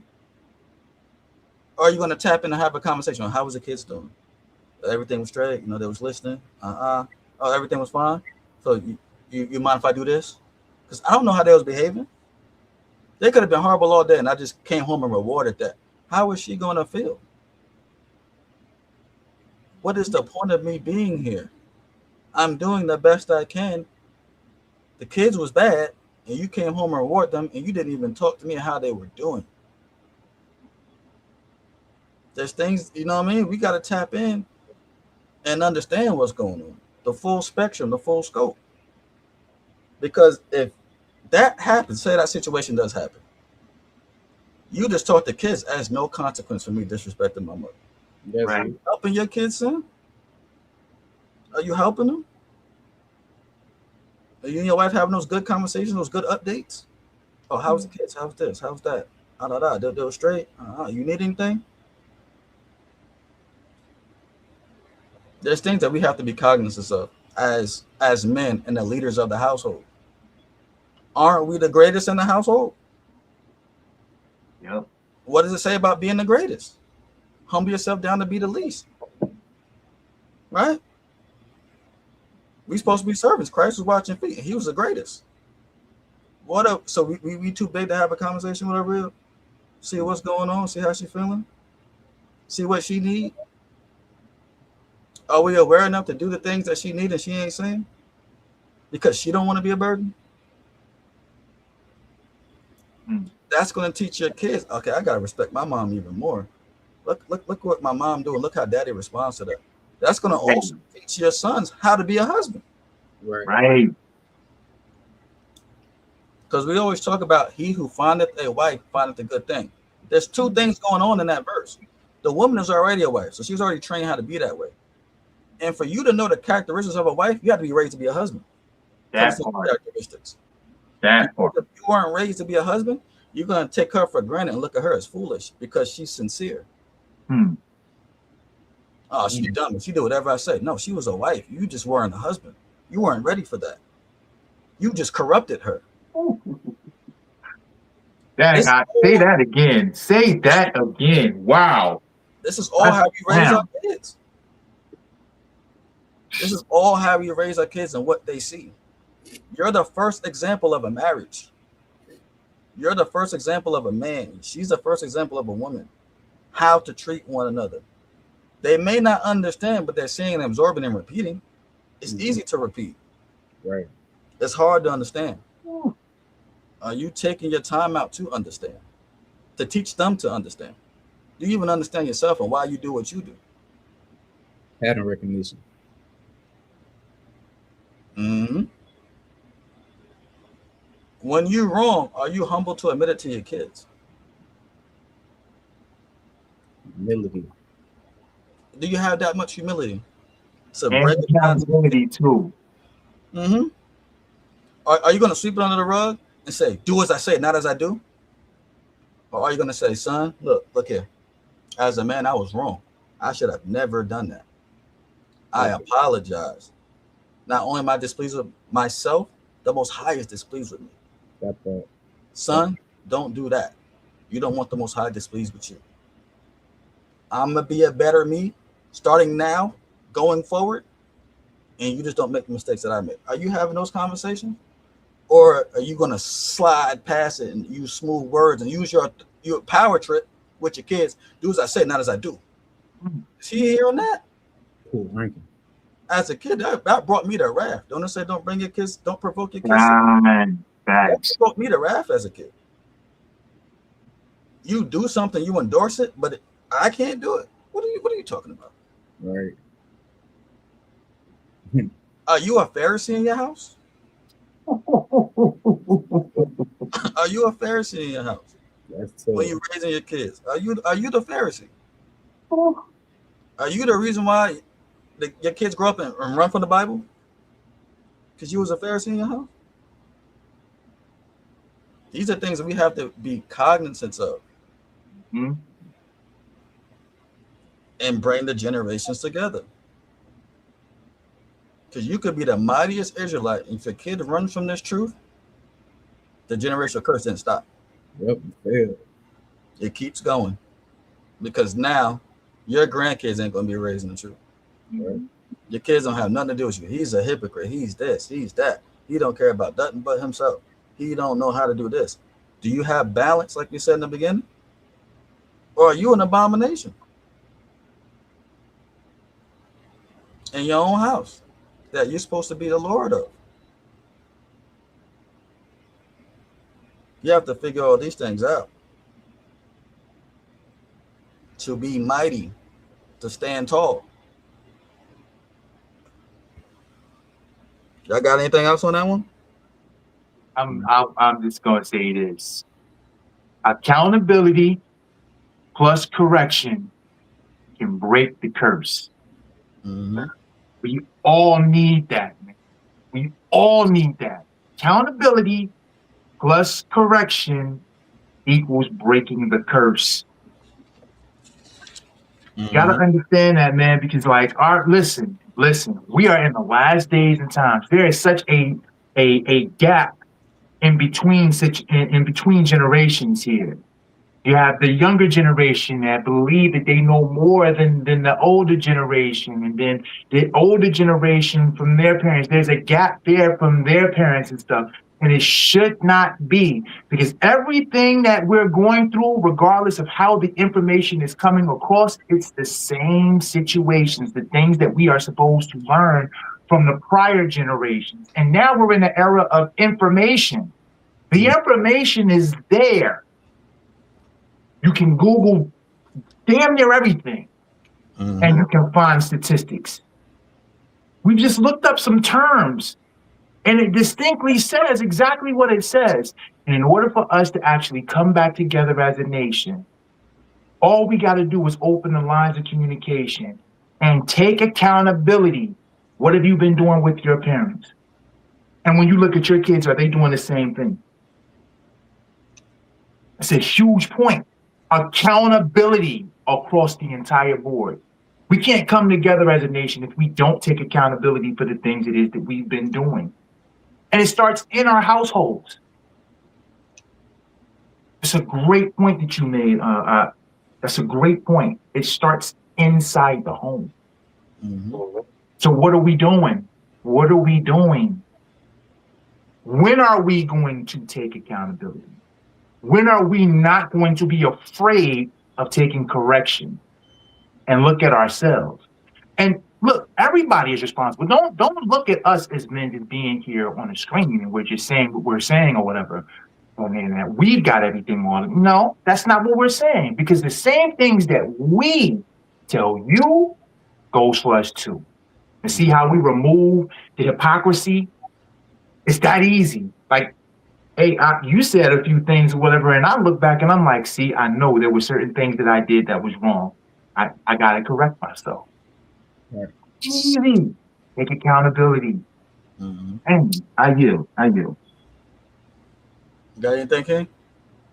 Nah, I mean, really, it just tied back into discipline.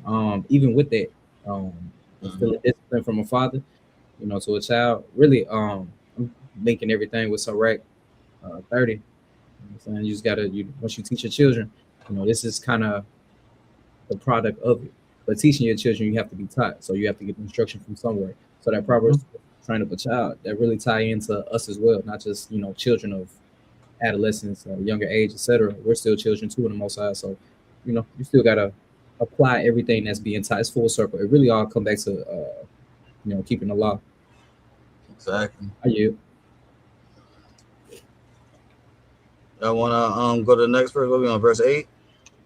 No, verse 7. Verse 7. Yeah. Guys, the book of Ecclesiasticus, Sirach, chapter 3, verse 7, and it reads, "He that feareth the Lord will honor his father and will do service unto his parents as to his masters." And in reference to this, the masters are your teachers. They ain't talking about no slavery. We're talking about teachers. Your parents are your first teachers. Why are they not getting the respect as the people who hop on classes that teach you scripture 2 hours? You see what I'm saying? That's backwards. Right.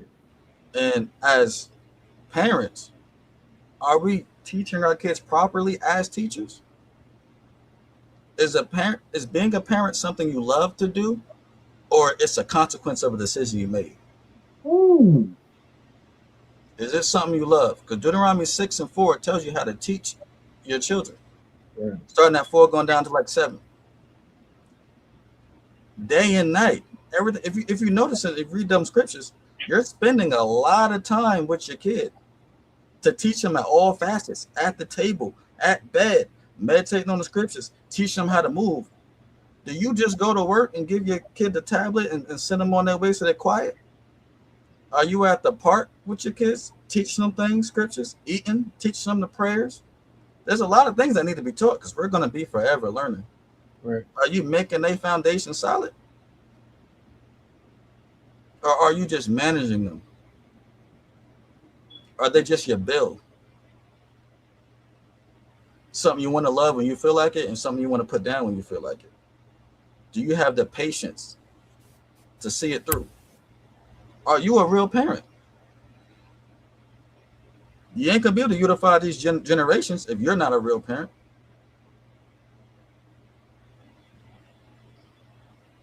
I can't speak for no one else, but I can speak for my dad.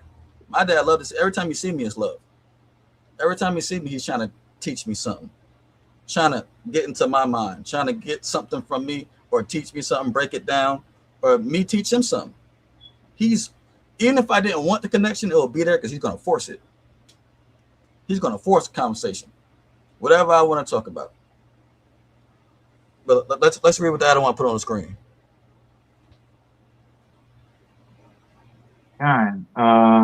Parents are the child's first and most crucial teachers, as the home environment is the initial foundational setting for learning. Mm-hmm. You keep going with the whole thing. From birth, parents shape. You got to bring that back down. From birth, parents shape cognitive, behavioral, and emotional development through secure attachments, everyday interactions, and early language exposures, creating a crucial foundation for future academic and social success. So now, when you had kids, did you give up something, or you're making your kid endure hardships? Because there's times where we have people that we understand because we're adults that are around that our kids should not be around. Right. Are you making your kids live through it? Or are you setting boundaries up to make sure your child's development is proper and that it's crucial? What are you doing as a parent? A lot of times that's the biggest reason why your parents and you fall off, because the people you have around their grandkids. Right. They shouldn't be seeing that. That's the first thing your grandparents normally say. They shouldn't be seeing that. They shouldn't be this. They shouldn't be that. And what is our response? Do we take that correction and accountability and correct ourselves? Or do we say, I seen that as a kid. Well, now they're wiser. Now they're wiser. They're putting you on game of how they messed you up. Right. Are you taking it in? Or do you want to drown with the ship? Because there's a big phrase in our community, in our nation, that I had to get out the mud. So why I got to help this person out? Are you doing that with your kids? You know what you hated growing up. Right. You know what you hated. You know that feeling. Is your kids going through that feeling? Hey, by your choice, because you went through it. Y'all got anything? Can you hear me? Oh, kind of one. Hey, shalom, all you mighty men up on the stage. Lucky I'm late, but I do have some to say what you're saying. Some of these parents be in competition with their kids. Mm-hmm. So now instead of them teaching them, they trying to compete with them. You understand? Because there'll be a mother jealous of her daughter's success. Her daughter gets married or whatever, and she's having a great marriage. That mother will come in and try to destroy that marriage through her vain counsel. You should leave that man. He don't do anything for you. Or a father and his son, right? He's jealous of his success because he couldn't do the same thing that his son is doing when he was growing up. You know what I mean? So you got that Deuteronomy 28 and 50, what's it, 53? 51, 53? Deuteronomy Right. 28, 50, 54? It's 54, I believe. 54? Yeah, kind. You know where it says that the mind that is tender among you and very delicate. Get that real quick. The book of Deuteronomy, chapter 28 and verse 54. And it reads, and it reads, for so that the man that is tender among you and very delicate, his eye shall be evil towards his brother, and toward the wife of his bosom, and toward the remnant of his children, which he shall leave. Like what now sometimes people like to paint an angle of, oh, he leaving because he don't want to be around his family. No, sometimes it could be he don't want to be in competition with his kids. He don't like what his kids getting. His kids living a better life than he did, right? So now we have this whole perception. Oh no, not perception. But we also have this whole culture now of I gotta one up you. I can't allow you to struggle the way I struggle. When a kid gets 18, right? Here in America, they push the kids out the house. Oh yeah, you gotta get it through the mud now. I'm not gonna be helping you and facilitating you anymore. You gotta figure it out. Right? That's some parents. You understand? The Caribbean too. Some parents do that. They, if you can't obey your parents or whatever, they just kick you out because they don't want you around them anymore.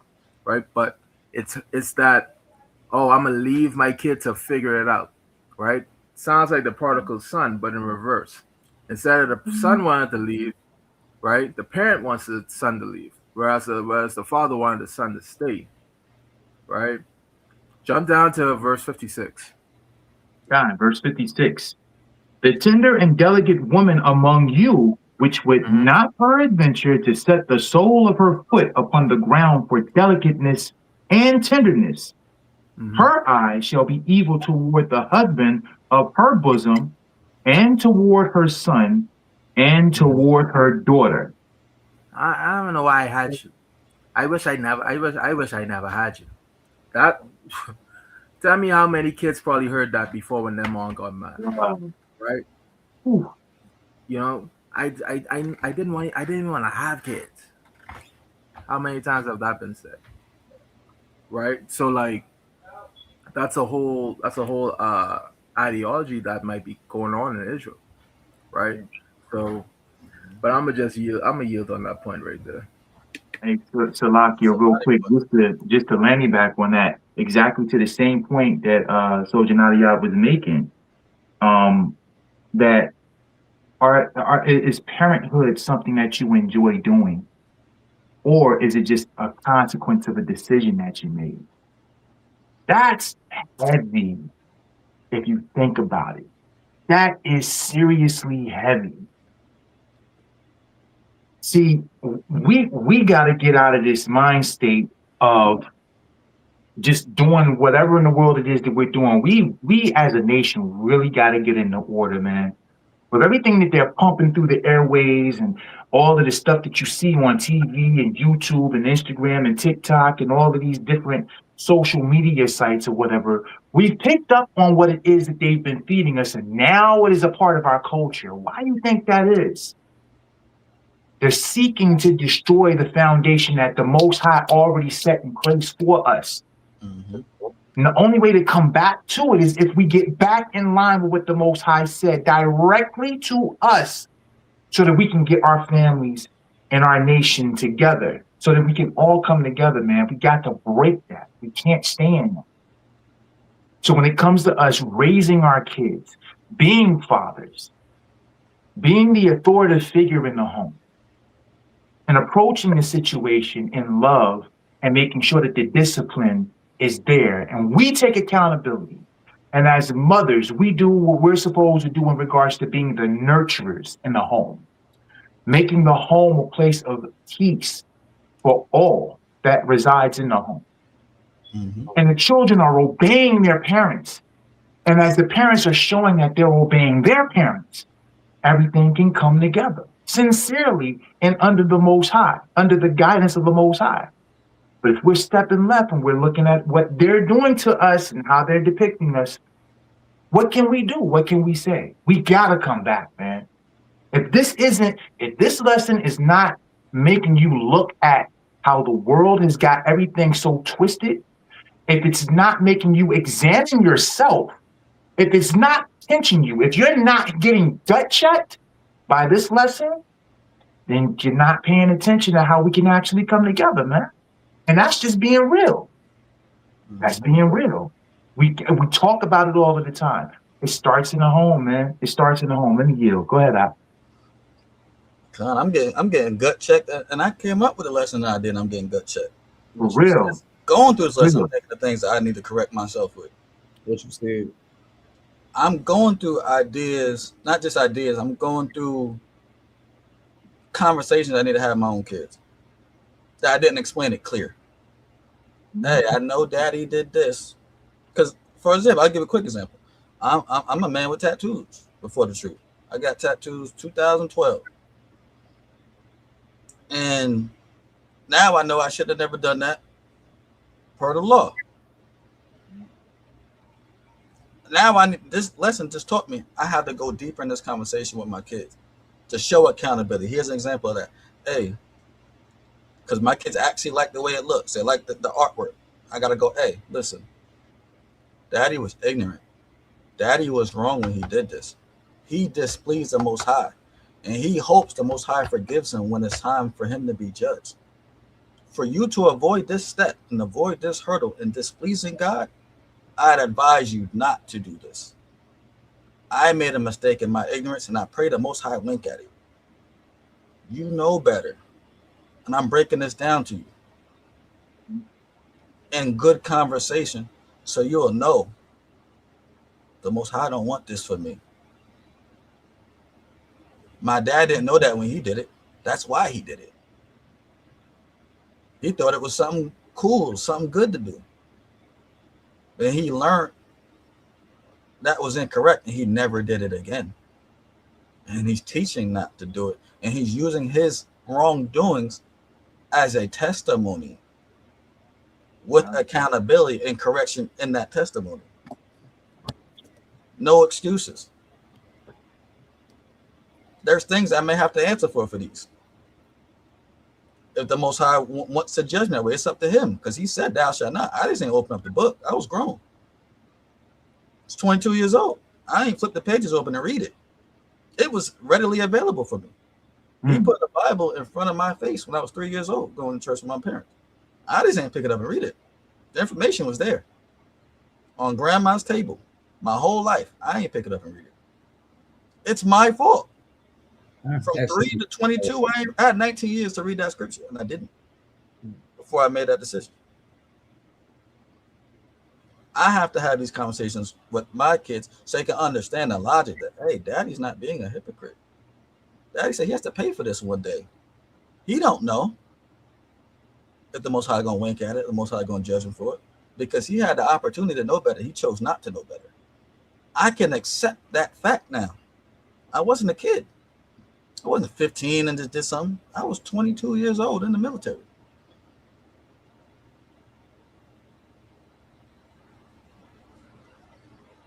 Right. Yeah, That go back right to what we were supposed to be doing, though. Deuteronomy 4, Deuteronomy 6, teaching your kid. You know what I'm saying? When you walk by the way, you lie us down, you rise us up, etc. The wisdom when they go around other people, so you can get joy from them. You know what I'm saying? And grieving your enemy by teaching them wisdom, etc. Definitely. You see, they see your kids, they see the wisdom, because a well-taught child produces wisdom versus an unchecked child produces sorrow. So once it really all goes same thing, going back to the law, teaching them, teaching them, teaching them, but that's part of your parental duty as well. But I yield. Mm-hmm. Oh, you on verse 8? Yeah. God, verse 8. It's the book of Sirach, chapter 3 and verse 8, and it reads, Honor thy father and mother, both in word and deed, that a blessing may come upon thee from them. So your actions and your words have to agree. One without the other. That sounds very like a Pharisee to me. That sounds like a Pharisee when you're not moving it and with your words and your deeds. Right. And this coming from all perspectives, because I want to target us, our generation right now, because majority of us are playing both roles at the same time, as authoritative figures raising kids, and we're still someone's child. We have to have that balance, because when we're in that perfect balance, our kids is learning from us being obedient to our parents. We need that balance. Because someone grab me Hebrews 13 and 17, Baba Kashaw. This is the book of Hebrews, chapter 13, and verse 17, and it reads, Obey them that have rule over you, and submit yourselves, for they watch for your souls, as they that must give account, that they may do it with joy and not with grief, for that it is unprofitable for you. Mm. So think about that. Your parents, they have rule over you. They're watching out for you. Are you making that grievous task for them? Or are you making them following the Most High's commandments grievous? Or is it their joy to do that? Because what happens if the Most High asks you during that judgment day, were you a good son? How are you going to answer that question? Were you a good father? Those are two questions you can ask every man here. Were you a good son? Were you a good father? If you was fortunate enough to have a father. Fortunate. Just think about we saying that in 2026. Fortunate to have a father. That's a crazy idea. Go ahead. You said something, other one? Yeah, I can. Can I get the book of Hosea 4 and 6 real quick? Right. Because there's the thing. Everything comes down to teaching your kids knowledge, right? So they could gain the understanding and the wisdom to their actions. So, and this is important for parents to show, right? You got it? It's the book of Hosea, chapter 4 and verse 6, and it reads, Mm-hmm. My people are destroyed for lack of knowledge, because thou hast rejected knowledge. I will reject thee, that thou shalt be no priest to me. So we shall be no priest to him, right? So he's talking about the parent as the, like, let's look at the parents as the audience, right? He said, my people perish, right? In a sense, you could almost replace it with the parents, right? Die for lack of knowledge, right? Because they have rejected the knowledge of the Most High God. But let's see what else it says. Because they rejected the knowledge. And I also will reject thee, that thou shalt be no priest to me, seeing thou hast forgotten the law of thy God. I will also forget thy children. So I will also forget thy children. So if the parents are not following the laws of God, right? Why do you think that it's just going to be bypass? Say, okay, your parents didn't follow me, so I'm gonna just mess with you. I'm gonna just follow. I'll put my blessings on your kids because your parents didn't follow me. No, that whole line is tainted now because the parents are not doing what they're supposed to do. So the Most High would not acknowledge the child. He's not going to acknowledge the fact that, well, I know your parents was unfaithful to me, so I don't think you will be the same. But if the parents were teaching the children how to be like them, what's the result, right? What's the result that they're gonna do to their child? when they're training them up and raising them according to their ways, right? They're gonna imitate the same training style that the parents taught them. So just that's why it's a command for parents to teach their children the commandments, right? So the Most High is just telling you right there what one of his results is going to be. If you forget him, you will also forget your children. Now, And Salakia, what makes that so profound and such a mighty point is you almost gave the Most High almost no choice but to forget him.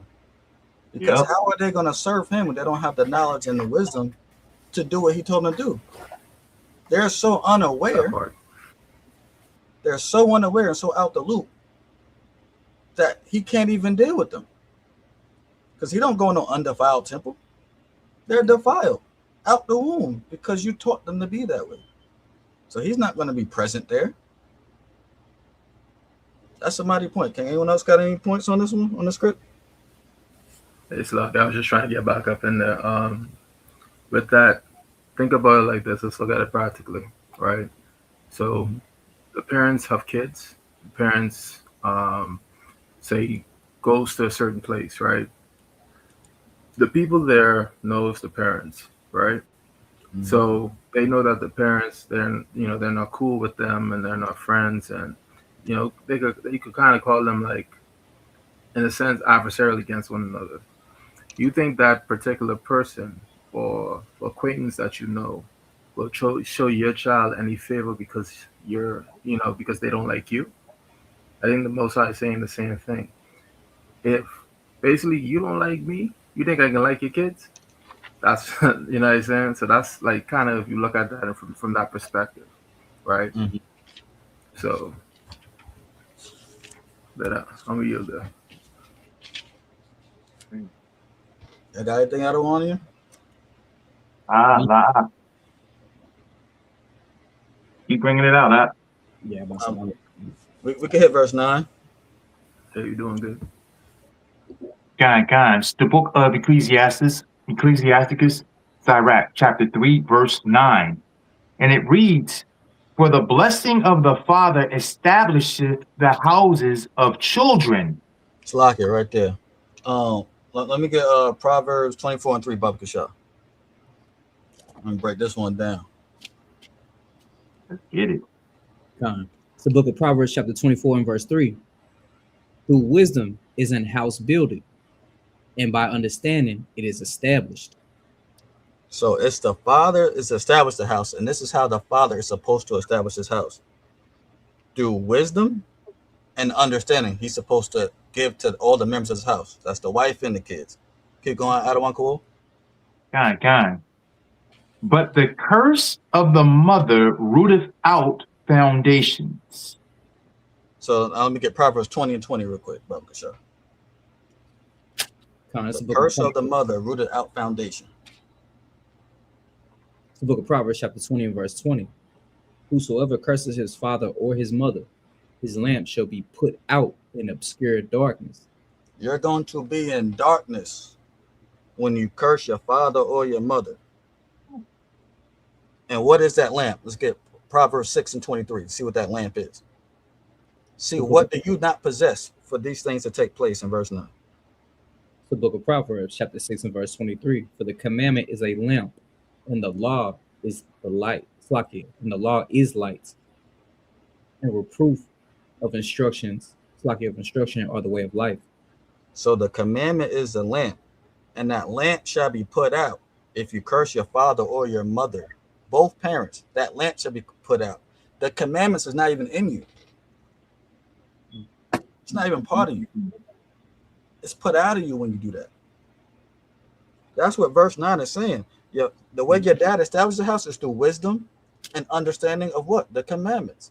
When you curse your mother, you root out that whole foundation. So you took the commandments out of you. What are you doing? And that applies to you too, parents that has a parent. That applies to you too. Right. Our role is so important. I can't emphasize that enough because we're first generation, most of us, in the truth. Our role is important. Are you making the truth look good? Are you making it look right? Or are you just an alien to your mother and her children? Are you just an alien out here in your whole construct of your family? Are you just a weirdo? When we was in church, we didn't like when people always responded with God in every conversation. That was kind of annoying at certain points. We had the basketball court and like, this ain't the time. It's not the season for that. You can use your wisdom and teach principles in a way that it's adjustable for the setting. Mm-hmm. Think about it. Every athlete, especially if you played football or basketball, everyone knows they taught you life skills in the 3-man weave, and you didn't even was unaware that you was learning life skills. Yep. You was learning teamwork. You was learning discipline. You was learning consequences. You was learning so many different things, and you were unaware of it at the time. But it was ingrained in you for so long that when you needed it, you had it. They were putting tools in a toolbox you didn't even need yet. You had a paper and a pencil, and you had a paper. All you needed was a pencil. But they gave you erasers, they gave you whiteout, they gave you rulers. So whatever project you want to decide to do, you had all the tools already ready. Yeah. That's what we're supposed to be doing. We do things backwards. We put expectation on age and not expectations on our teacher. How many times do you see parents say, "You 18, you should know," but who taught him? How should he know? Right. Since when does age mean wisdom? I never seen that. You think your kids are going to learn how to wash clothes and do dishes if you never took the time to show him? No, he's just going to keep getting older and keep doing what he's doing. He ain't learning that, so he's learning something else. Right. It's your job to do the teaching and not have expectations on their age. A lot of times as young boys, we turn 5 years old, we learn, clean our room, put up our toys, and get good grades and pay attention in class. Did you update that before you graduated high school? Or is it still the same teacher? Keep that room clean, get good grades, be respectful. You ain't teach him nothing else on the way? And then he turned 18, now he's out to the wolves and don't know nothing. He's afraid because he don't know nothing? Right. You upset with him. Did you update him? Or now that he's afraid and not confident, and now you on top of him, you're 18, you should know this. How? Who taught him? Right. We have to be on top of everything. Give them the game before they need the game. So when it comes across them, they're not even surprised. Haha, my dad taught me this. Now I need it. I'm ready. I'm ready for this test. We always learn in sports. Preparation is everything. You make practice harder than the game. So when the game comes, you got your reps in already. You're ready for this test. It's going to be habit, instinctual. And that's the privilege we have with our children. Our generation going to have kids that probably never ate pork before. Right, that part. Never. They don't even know what it tastes like. Because it's not even, in that thought process, it's not even food. Like, what? I'm like, pork. Right. What's that? They don't know what that is. That's a privilege we have.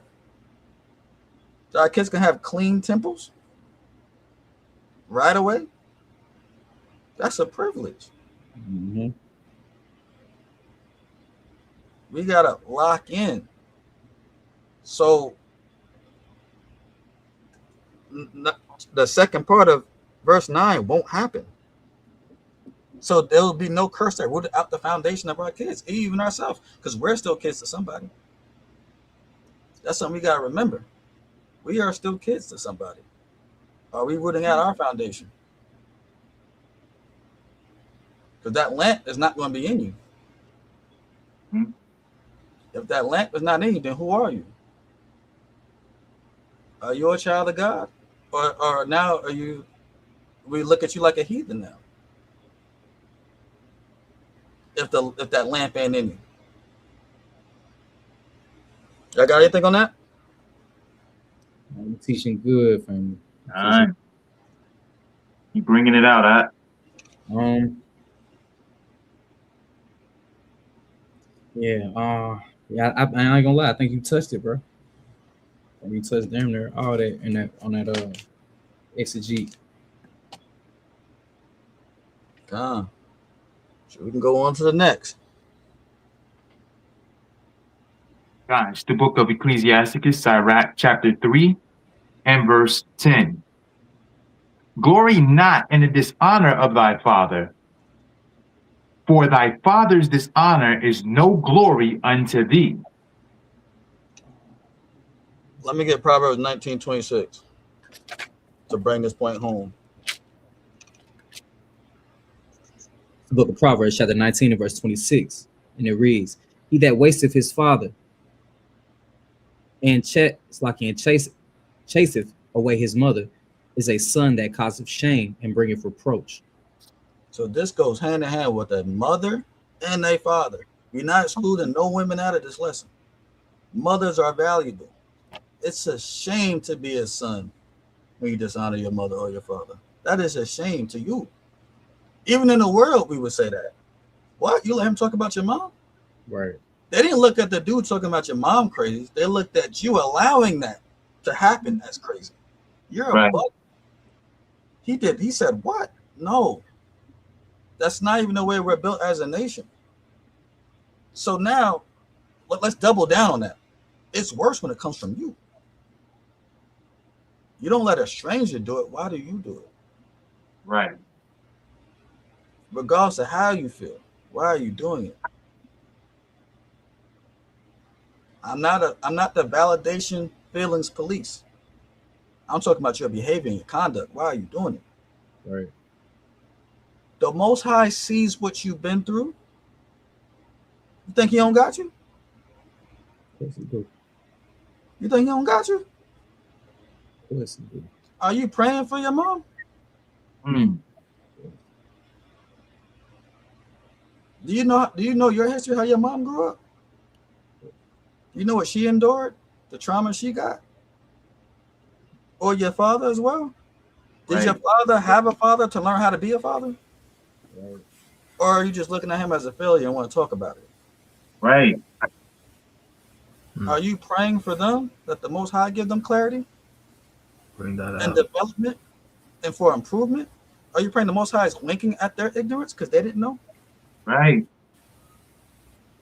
Are you being the best version of you to even show your dad, to build him up? Hey, Dad, look at the man I am. You did something right, Dad. Hold your head up. Look at me. You proud of me? I got this from you. Are you building him up? Salakia. Go ahead, King. Okay. So that brother, you breaking down some barriers right now. I can tell you that now with this one point that you're making. Like, how are we truly honoring our parents? Do we honor our parents, right? Mm-hmm. And I could say, me from personal experience, I did not have the best relationship with my father. You feel me? And the Most High has smiled on me to be in this truth and understand this word, right? And in my opinion, I felt like he gave me a mission he tasked me the mission to, let my parents know what they were not doing, right? But even though my parents are still in their ways, I still have to respect and honor them. As long as they're not pushing me away from these commandments, these are who were given to me by the Most High, right? So who am I to now badmouth and talk them, right? It took me a while, just like I said, my father suffered heavily from that Deuteronomy 28:54, right? To whereas we got at almost to blows, right? I almost thought to basically take my father up out there, or he might have took me up out there based off our relationship, right? But when I read Sirach 3, it cut me to the heart. You feel me? Because when it tells us in the law The children honor your parents so that thy days will be long upon this earth. That really holds weight. That's the only commandment. Oh, well, that was the first commandment given with a promise, right? So if we do not do the things in which the Most High has commanded us, right? Yeah, we still keep Ezekiel 3 and 18, right? You warn your parents, hey, these are the things you're not supposed to do. But if they choose not to listen, that's on them, right? But the Most High has given you a mission to bring out this word. You tell them, you correct, open rebuke is better than secret love. You correct and love, and you have patience. Now, if they choose to turn around, they choose to turn around, but that doesn't take away from the relationship that you have with them. A lot of people take that the feelings of, oh my God, my parents don't listen to me, so I don't care about them. The Most High ain't dealing with you. The Most High gonna destroy you. No, that's not what you want to hope from your parents. Your hope is that everybody will make it, right? So you said something earlier, King. That's a bar. I swear it's a bar. You said when when you practice harder than you play the game, right? So that the game be easier to you when you play it, right? That's a bar, Mhm. right? Even every time you tell your parents, hey, we have to stop eating pork, we have to stop buying and selling on the Sabbath day, right? You go hard at that, but that's your practice. Even if they hear you, if even if they don't hear you, that's your practice, right? Because your whole mission is to ensure that your parents are knowing the Most High God the way they're supposed to, so that that sin will not be counted to them in that day. Because now you've shown them that love in correcting their mistakes, right? But it's like if I go on a diatribe, I might need to get a scripture real quick, right? Let's get the book of Sirach, chapter 2, verse 10. This is the book of Sirach, chapter 2, and starting at verse 10, and it reads, Look at the generations of old and see, did ever any trust in the Lord and was confounded? Or did any abide in his I'll fear? start it. Con. How can they trust in the Lord if they don't know the Lord, right? How can you not be confounded when you're not knowing who the Lord is? And I'm speaking that as the parent, right? If the parent don't know who the Lord is, of course they're gonna get confounded. The ways in which they're moving, a lot of parents are moving now because they don't know the Lord. They're getting confounded in their ways, right? When their children rise up against them because they're not doing the things in which they should do, they're not incorporating the wisdom that they should, right? Now you have kids rebelling against their parents, parents hating their kids, and so on and so forth, right? Keep going. Or did any abide in his fear and was forsaken? Or whom did he ever despise that called upon him? So, how could your parents even call upon him if you don't even know him? If they don't even know him, right? Let's think on these things. This is why the kids have to now. If the kids now know, it's their turn to teach the parents. Someone gave me the book of Psalms, chapter 119, verses 99, right? Because there's another point, right, that David said he had more wisdom than all of his teachers, right? Your parents are your first teacher. There could be a point in time where you may have more wisdom than them. You may not have more experience, but you have more wisdom, right? Let's get that sounds real quick. The book of Psalms, chapter 119 and verse 99. I Who have got more that? wisdom. I have more wisdom than all my teachers, for thy testimonies are my meditation. But thy testimonies are my meditation, right? So now, because we meditate on the words of the Most High God, of course, His lessons will be our schoolmaster. That's the wisdom in which He spoke about in His Word. So yes, even though your parents may not be doing the things that they need to be doing, right? You still have that schoolmaster. You still have the words of the Most High God to teach to teach you that wisdom, so that in turn you can impart that onto your parents, right? Now, it's your parents' choice to yield or forsake it. But you know, as children, we do also have the responsibility, just like how the parents have responsibility, right? So we have to be equal and honest. Because now, if I had to wait for my parents to teach me the things that I know now, I'll never know it, right? But I'm with you. That's a mighty point.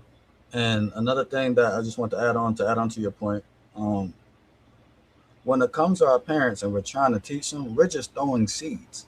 Remember, the Most High gives the increase. Now, are you throwing seeds on them to be watered, or are you throwing seeds at them to bounce off of them? Mm. There's a way you have to explain things. Are you coming in there like a tyrant, or are you coming in there respectfully? You gotta prepare the If soil. if you just sitting, go see your parents on the Shabbat, and your mom asks, "Hey, can you run the store and grab me something?" Oh, I apologize, mom. I just don't buy and sell on the Sabbath. This is a holy day for me. I'm just trying to please God right now. But after sundown, I got you anything you need. That's digestible. God. Or are you saying, no, it's the Sabbath, that's wicked? Or are you just going crazy and they tuned you out? That's throwing seeds at them. They can't get watered with that. Right. You're not letting the Most High be able to do his job. You're making the truth look detestable. There is a reproof that is not comely. What you said isn't necessarily wrong, but how you delivered it to your parent was just unnecessary. Some things you could do is unnecessary. And it's actually more harmful than good. Because you got to remember, when you first come to the truth, you are a babe. Mm-hmm. So your parents not in the truth. What do you think they are? Is that not offending a little one? Yeah. They're not built up in this. They don't even know what you're talking about. You see what I'm saying? You just threw it all off. You're not giving your parents something to think about. They want you to leave now. Y'all got anything else on this one? Yeah, got it. You can read verse 11 and verse 12, because 11 is pretty much a add-on to what we're discussing right now in verse 12. God. It's the book of Sirach, chapter 3, starting at verse 11. For the glory of a man is from the honor of his father, and a mother in dishonor is a reproach to the children. Mm-hmm. My son, help thy father in his age, and grieve him not as long as he liveth. Can I get one of y'all Adawanium Proverbs 23 and 22, Bob Kasha? I ain't never gonna let our sisters be lost in this thing. Everything applies to y'all too. You said 23 and 22. Yeah, Khan had one. It's the book of Proverbs, chapter 23 and verse 22. Hearken unto thy father that begot thee, and despise not thy mother when she is old. You can't do it to your mother or your father when they get old. It's a no-go. If they getting old, you're now grown. Yep. Don't stop. I want to harp on this point because we've been taught for so many years. You could do what you want when you get out of my house. When you hit 18, you do your own thing, you do what you want. We was preparing for that. I can't wait till I get this so I can move out and do what I want because you don't want to follow your parents' rules. No, that's the wrong attitude. Right. That is the wrong attitude. Even if your parents ain't in the truth and you're a kid that's 16 in the truth, that's still not the right attitude. You could say, hey, I can't wait till I have the opportunity to keep the commandments freely in my house, but I'm underneath my mom's roof. I want to keep the commandments earnestly, but I want to bring her in this thing too. I want to be a great example for her too. As she's getting older, you can't despise her. And when they get even older, even us who are doing the best we can with what we got, because we weren't raised this way. We made a lot of transitions and changes in our lives. So what happens when we get old and we lose some memory or, our functions ain't the same? Do we want our kids to treat us like that? All come full circle. Exactly. We don't want our kids to treat us like that.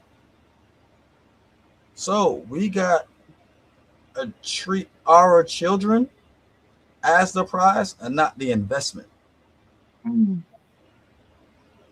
We're not waiting for our kids to get old and cash in on them. We want to be happy that they grew up with the protection of the Most High. That's right. And look how they become. Because look at the picture that Adam Wanat brought up. The Saturday Morning Brew presents Unity Across Generations. If you look at that family that's up there, does that not look like a wise and understanding people? That's right. Do they not look all together? Are they not all looking in the same direction? Yep. That the picture says a lot already. Well kept, looking the same direction, going in the same direction. Right. From young to old. And the parents is right in the middle. That connected these two together. It's hard enough to be one with your own rib today. To raise the kids to be one with you and your vision as parents. You add in the grandparents too. We're talking about a whole different level of unity that I don't think our nation's seen yet. Right. Mm-hmm. We got to get to that point before we can get to the community, before we can get to the whole nation. That's that perfect trifecta right there, boy. Grandparents, parents, and kids. We haven't got here yet. And we're talking about a whole nation. I haven't really seen this out of tabernacles. Yeah. Where you see two grandparents, two parents, and two children. That would be a glorious tabernacles already if I just see that. Right. I've seen one grandparent before. I never seen both. That would be magical already, Right. for lack of better words.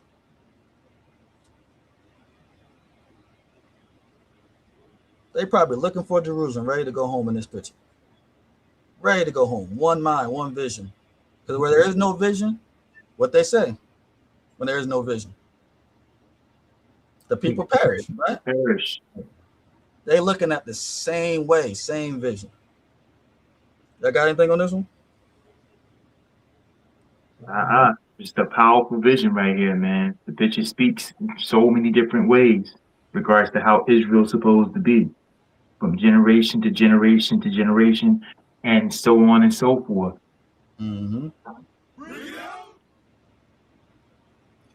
It's like, I mean, it ties into that Sirach 30, verse 3 at the end when it's saying your glory, the father, and then really in context, the father and the mother of glory, amongst his friends, because when you raise your kid right, they bring honor, joy, praise, etc. So overall, you gotta start with that law and then instill everything else.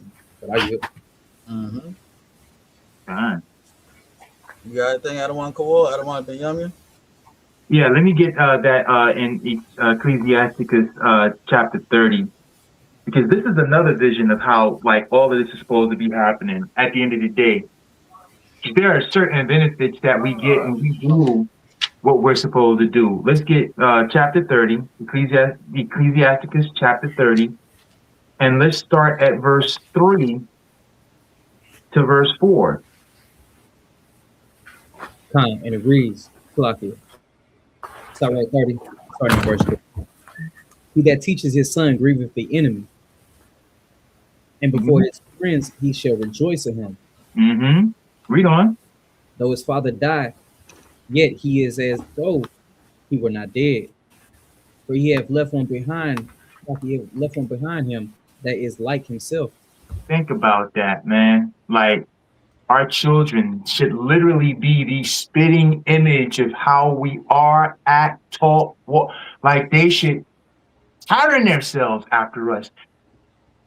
They do that anyway. From a young age, they see all your mannerisms and stuff. Children when they look at certain things, they see certain things, they're like sponges. They soak up everything it is that they see. Everything. Anything it is that you say, do, act like, all of that. They soak all of that in. So why not instill in them the behaviors of the law, statutes, and commandments as you show it in your life and how you walk and how you talk and what it is that you do with your own parents? Why not soak all of that up so that when they get to that particular place or whatever and they meet that specific challenge, I remember when my father and my mother did this. I know how to handle that. That's what this scripture is saying, literally. You grieve the enemies at the gates when they come at you because there's one just like you. And you brought them up in that, right? It should be a stone cold carbon copy of you following the law, statutes, and commandments. At the end of the day, man. And in that picture, that is ingrained in my mind. The grandparents, the parents, then the children. And then what happens after those children grow up? Their children be the same way. And those children grow up, their children be the same way. And it's all because one person said, I'm going to follow after what the Most High said, and trains his family up. And they're all following in line.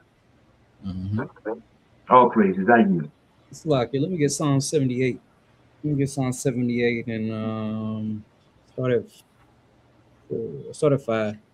John, this is the book of Psalm 78 and verse 5. And it reads. It's like this goes right back into the, once again, it all stems exactly from the law. Go ahead.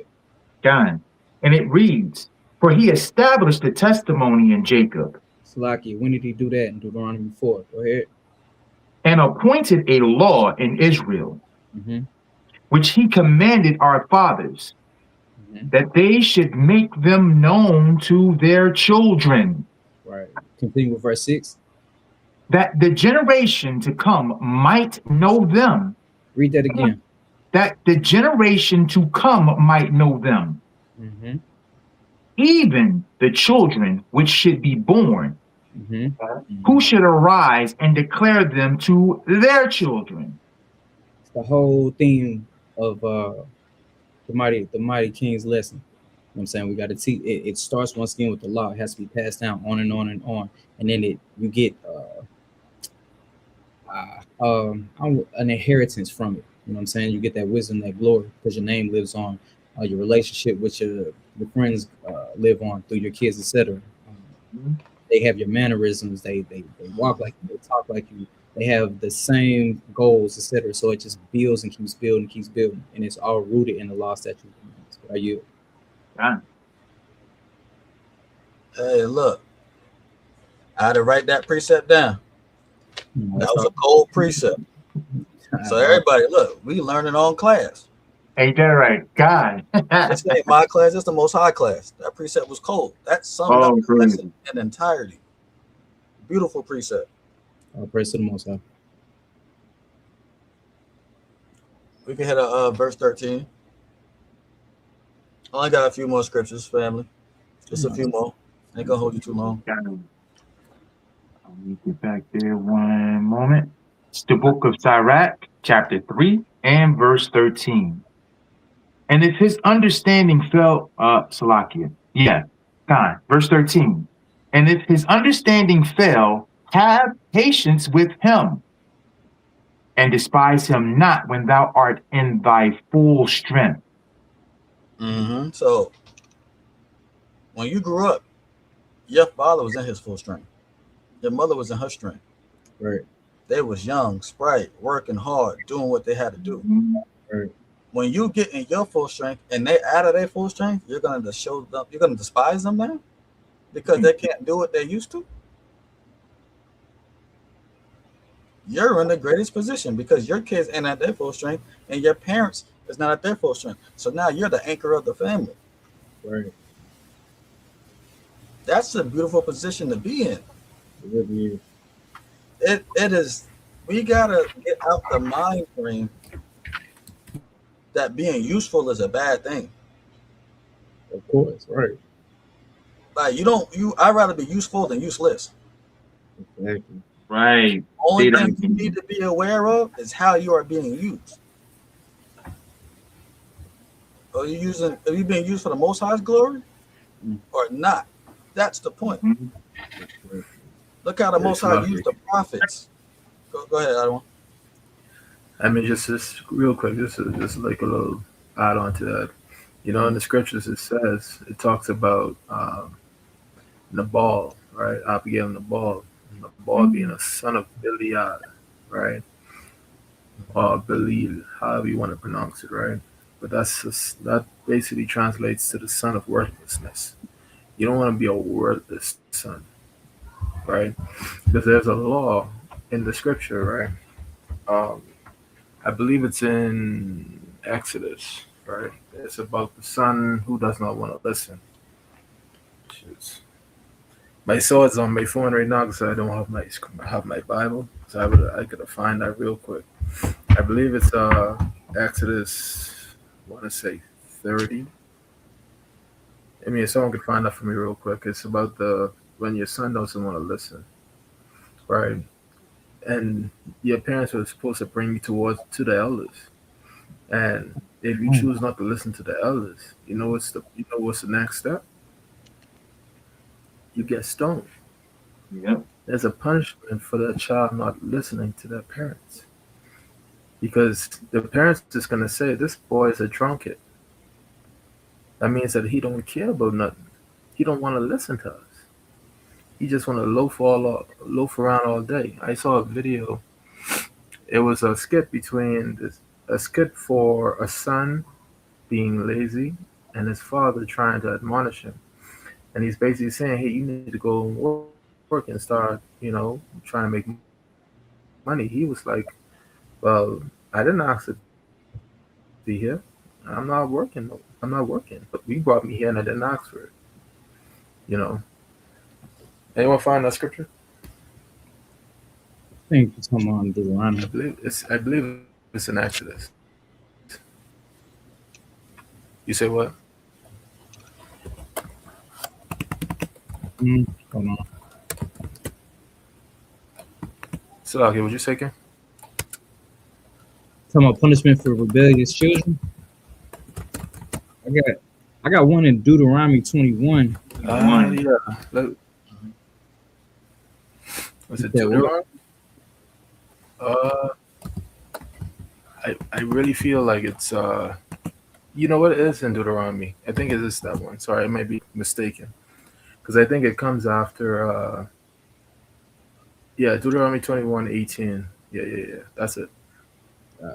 And it reads Deuteronomy 21:18. It reads, if a man have a stubborn and a rebellious son, which will not obey the voice of his father or the voice of his mother, and that when they have chastened him, and Slakia will not hearken unto them, then shall his father and his mother lay hold on him and bring him out unto the elders of the city and unto the gate of his place.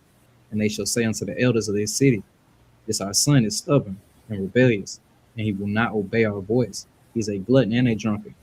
And all the men of his city shall stone him with stones that he die. So shalt thou Mm, put evil away, Slakia, put evil away from among you, and all Israel shall hear and fear. right. So now you see that was a whole lesson for the child, right? He won't understand why the Most High said in Exodus 20 to honor thy father and thy mother, so that thy days will be long. Because if you don't, guess what? They can bring you to the gates of the city, and you will get stoned. You understand? So like, it's a promise. You will get stoned if you don't obey. So it's best that you do, right? Because I mean, this is codified in the law. This is the punishment, right, for disobedience. Because we want to put away all the evil within Israel. But the evil of Israel is so great right now because we are polluted by all the other nations around us. You know, so how could we ever get back to God? How could we ever follow Second Chronicles 7:14 and be humble? To humble ourselves before Him, so that He can heal us, right? I mean, I think that's the bigger picture, but I'll yield on that. Huh? I got anything on this one? I mean, like yeah, I was about to say too that Proverbs 3:35 tying into all that because the whole thing once again is it's more so too is for the parents on this one because it comes to the teaching. You can't overlook folly. You can't just laugh with them, think things is cute. Sometimes I can't lie when you're raising little ones too. It is funny. They might do something that's funny, but you ain't supposed to really laugh at them because it hardens what they're doing. Hence, later on, you'll see the grief from not doing enough. Um, yeah, Proverbs 3:35. So, like, yeah, also came to my mind too. It's a good story with Eli and his sons. Um, him not disciplining his kids like he should. He just gave him a little talking to. I mean, if we got some time, we'll read it. So, like, but Proverbs 3:35. Is that Proverbs? Yes, sir. I got you. Precisely. It's the And book it's of just Proverbs, like it. chapter 3, verse 35, and it reads, "The wise shall inherit glory, but the shame shall be the promotion of fools." All right. So the final outcome is showing what wisdom and folly. All right. The point is, a person will become inwardly wise if you show them the law. Whatever is put in inwardly will eventually show outwardly. So wisdom leads to lasting honor, and foolishness leads to shame. So you're supposed to correct your children. And, it brings you joy, and when you don't, it brings you to shame. So just trying to tie that into that. But are you? I good. Well, I was going to go to the next verse. 2, 3 more. God. Verse This 14. is the book of God. This is the book of Sirach, chapter 3, and starting at verse 14. For the reliving of thy father shall not be forgotten. For the relieving of thy father shall not be forgotten. Salakia. And instead of sins, it shall be added to build thee up. So, Khan, the last verse, it said, "Despise not your father in his old age." When you in your full strength and you go help out your parents, because there's things now that they're no longer able to do. Whatever the thing, it could be the simplest thing. Mm-hmm. You're taking a burden off your parents, and that's building you up. How is that building you up now? Because you're also a parent, your kids is watching. Right. And they're going to be able to take that load off of you when you get older. Salakia, Also, you're doing it with the Most High as well. that part. Everything's coming together. Mm-hmm. You could be old, taking joy of your kids still. As an old man, as they're raising kids, you still take joy. That's right. Things that you were unable to do because you're out of your full strength, they're in their strength, and they can help you. The Most High is looking down on that and be like, that's a good son right there. He may not did everything right. The next verse, one of the verse, I think it's the next verse. It says some of your sins will be melted away. Mm-hmm. Things that would have caused you to die is starting to melt away. You're taking off some of them sins and it's building you up with the Most High as well. There's so much going on in this chapter, and it's so deep about how to move, how to be a parent, and how to be a child, all in one lesson as a father talking to a son.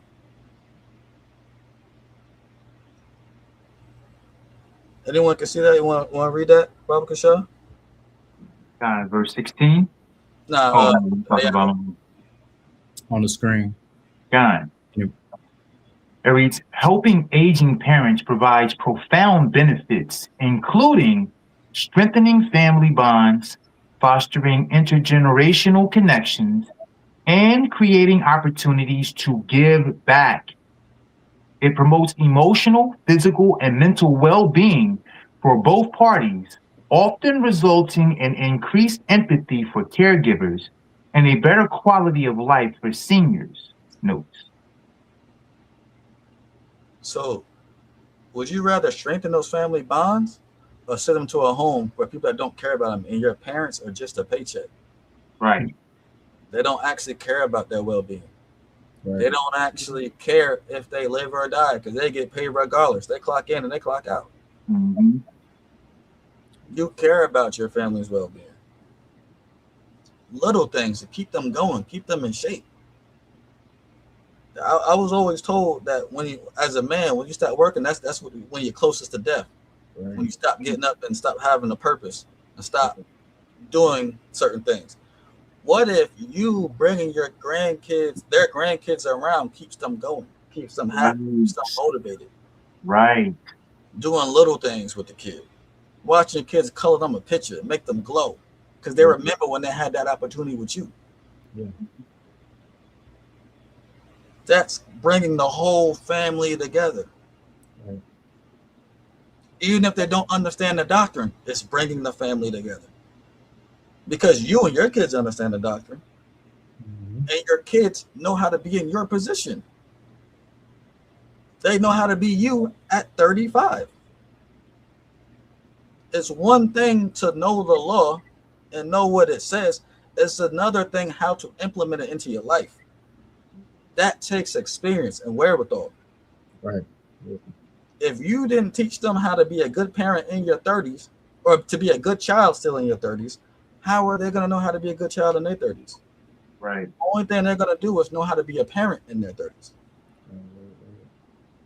They're not going to know what it means to be a good child in your 30s.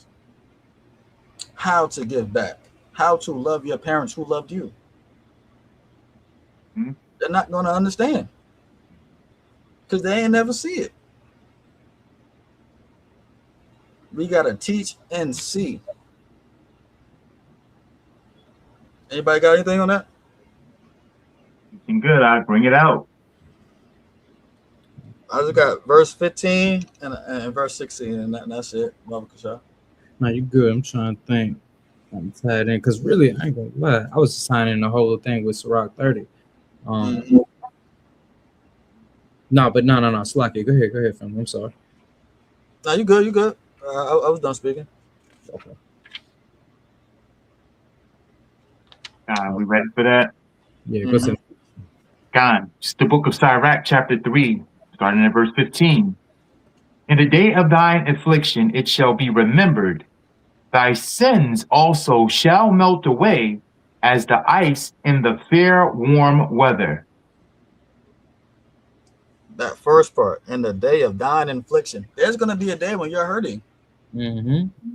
That's right. How did you handle your parents in the day where they were hurting? Most High's going to remember that.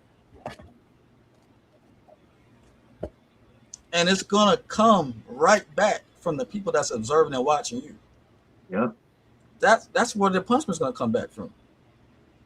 Because as we were just illustrating, when your parents get old and they're not in their strength, they're having pains, they're having this, they're having that. They can't cook for themselves no more. There's things that they just can't do.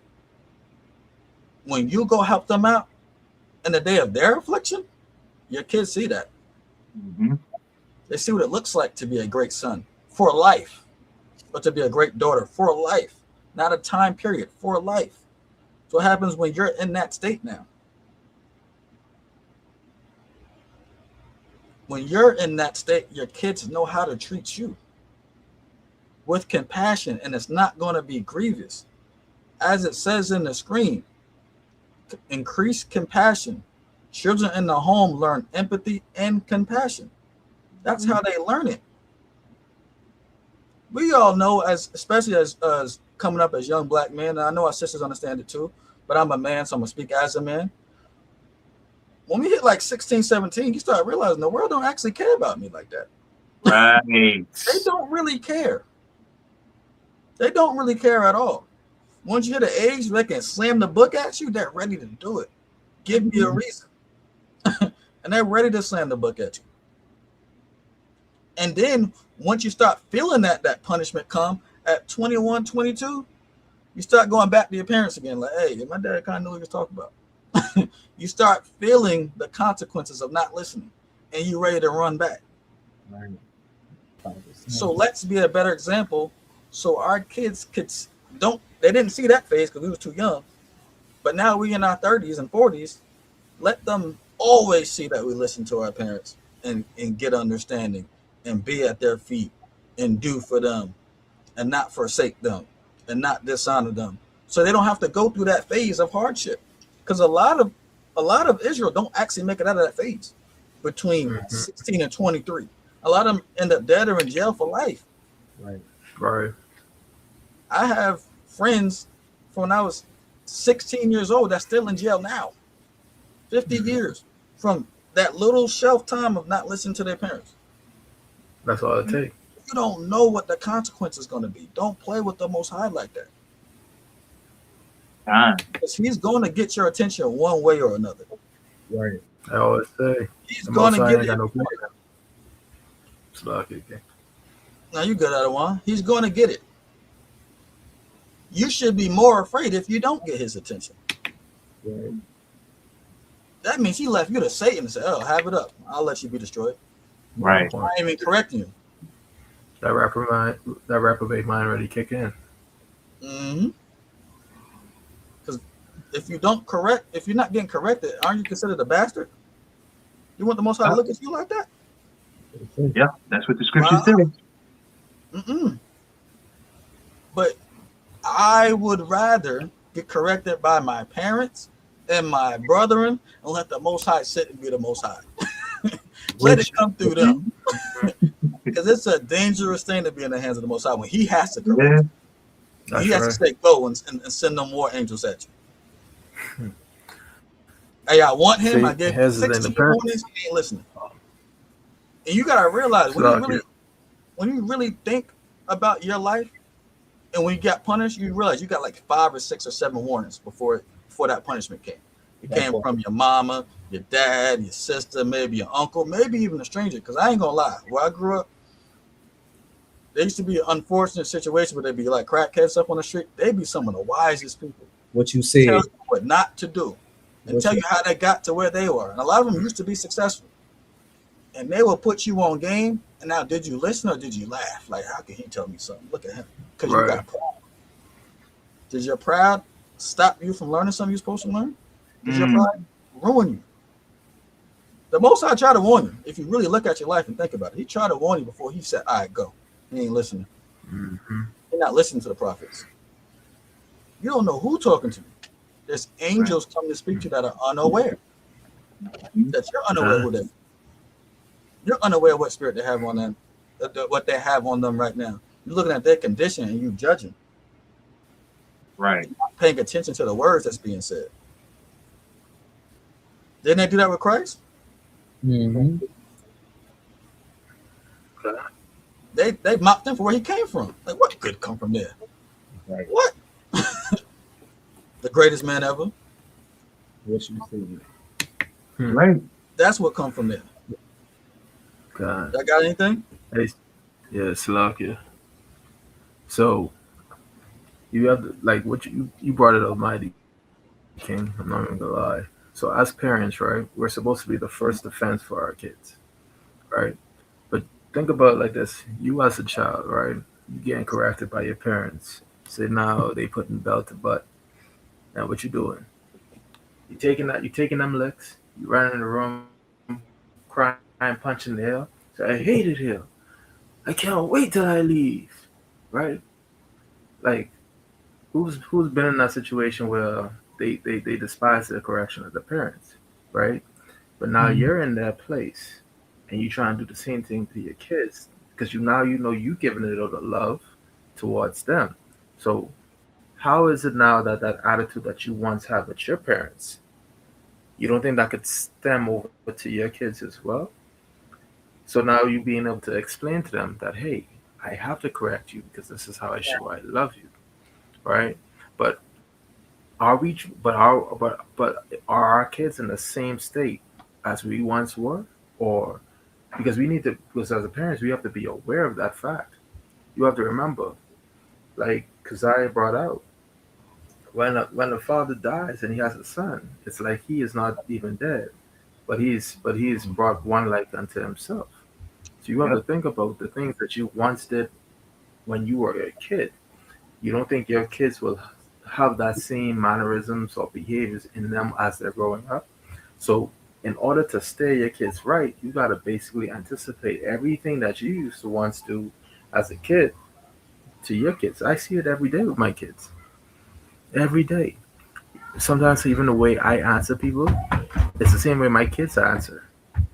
I'd be like, whoa, I never taught y'all that. Taught y'all to talk like that, right? So like, you have to understand that you don't want to let the Most High um, punish your kids because of them not listening. You have to now instill that to them right there and then. If someone gave me the book of Sirach 25, right? Let me just show an example. I think I want. Let me see. I think I want verse 6, I believe. One second, I'll let you know right now. Let me hear what verse 6 says. I can tell you from there. Much experience is the crown of old men, and the fear of the Most High is the glory. I mean, that's not what I want, but that's a great little prelude into what I wanted to say. Drop down to verse 7. There be 9 things which I have judged in my heart to be happy. Mhm. The 10th I will utter with my tongue. A man that hath joy of his children, and he that liveth to see the fall of his enemy. Listen, a man having the joy of his children is a very, very great thing, right? And you understand how the Most High said it's not good for man to be alone. So imagine as a father not being able to enjoy their kids, or like what Nayab said, when the parents get old, right? Especially the grandfather, and he has no other reason to live for because his work is ended. You know, having those grandchildren, that's a joy to his heart, right? So, but I wanted to talk. Where is it? Maybe it's 26. I'm thinking about. It's talking about for chapter 26. My fault. Jump over to chapter 26, and go to verse 10. Con. Sirach 26 and 10. It says, if thy daughter be shameless, keep her in straighten, that she abuse herself through overmuch liberty. So now this is just for an example, right? Just not getting on the women or whatever, because the son could do just as much foolishness as the daughter could, right? But you see how Sirach gives instructions on how you need to look over each child. I will tell you this right now. Little girls think they slick. They think that they could get one over on you, right? And then when they don't get their way, what they do, cut their eyes. Boy, when I was growing up, an eye cut would get your hip cut real quick. Real quick. Because the first thing they say, you cut your eye at me? You already know what happened after that. Don't let them feel like you did that, right? Because your butt getting tied up. So in the Caribbean, like when we see that eye cut, that's a sign of great disrespect. So it's ingrained in the culture now to not take those things for granted. We will correct those things. That's the things that that's the things us parents need to be watching for. Like Nadia said, you can't just be kaka kiki with your kids. You got to show them that, hey, yeah, it's a time for that, but it's a time that I can be serious with you. I don't allow much things to fly, especially when I could see the path of it. It's leading to that destruction. We have to be wise, and we have to be wise in our dealings with our kids. Because if we're not, we're going to teach them that things are right where they are wrong. Mm-hmm. I'm going to say that again. We're going to teach them that this thing is right, even though it's wrong. Right. So we cannot encourage them in these certain things. My daughter just asked me about birthdays and stuff, and I told her like what my position was, right, and why I don't do it. Is you owe it to your children to explain why it is that you're not doing something in the truth, so that they have that knowledge, so that they can gain understanding, right? So, but I don't want to take up too much time because that's a whole other lesson in itself. Just to add on that, can I get Sirach 30 and 11 real quick? Yes, you got it. 30 and 11. This is a book of Sirach, chapter 30, verse 11. Give him no liberty in his youth, and wink not at his follies. Read that one more time. God. There's the book of Sirach, chapter 30, verse 11. Give him no liberty in his youth, and wink not at his follies. So the part that we're harping on is you can enjoy your kids. You can laugh with your kids. You can have fun with your kids, but don't wink at their follies. Don't make light of their mistakes. Let them know how serious it is. Because mistakes evolve as you get older. Disrespecting you, what is it going to lead to? Disrespecting authority, what is that going to lead to? Disrespecting a police officer, what can that lead to? That can lead to death. Yep. But you made light of it when they were 3. You thought it was funny. Mm-hmm. And it could have very well been funny, but don't teach him that it was funny. Right. That's something you and your rib can laugh at behind closed doors. I can't believe little bro just did that. Like, that kind of tickled me a little bit. But don't let him see that, because that's encouragement. That part. I made my daddy laugh by doing this. He looked at happy. Let me repeat that. Exactly. You don't Because want to wink at their follies. God. Because they're going to look at you crazy when you now discipline them out of the blue. See? But you thought it was funny the other day. Well, it ain't funny Like today. you changed up. Yeah, you sending mixed signals now. Yeah, Lord, Right. you changed up. That's hypocrisy. The Most High is not the author of confusion. Mm-hmm. As this primary and most crucial teacher, you're supposed to be the one introducing him to the Most High.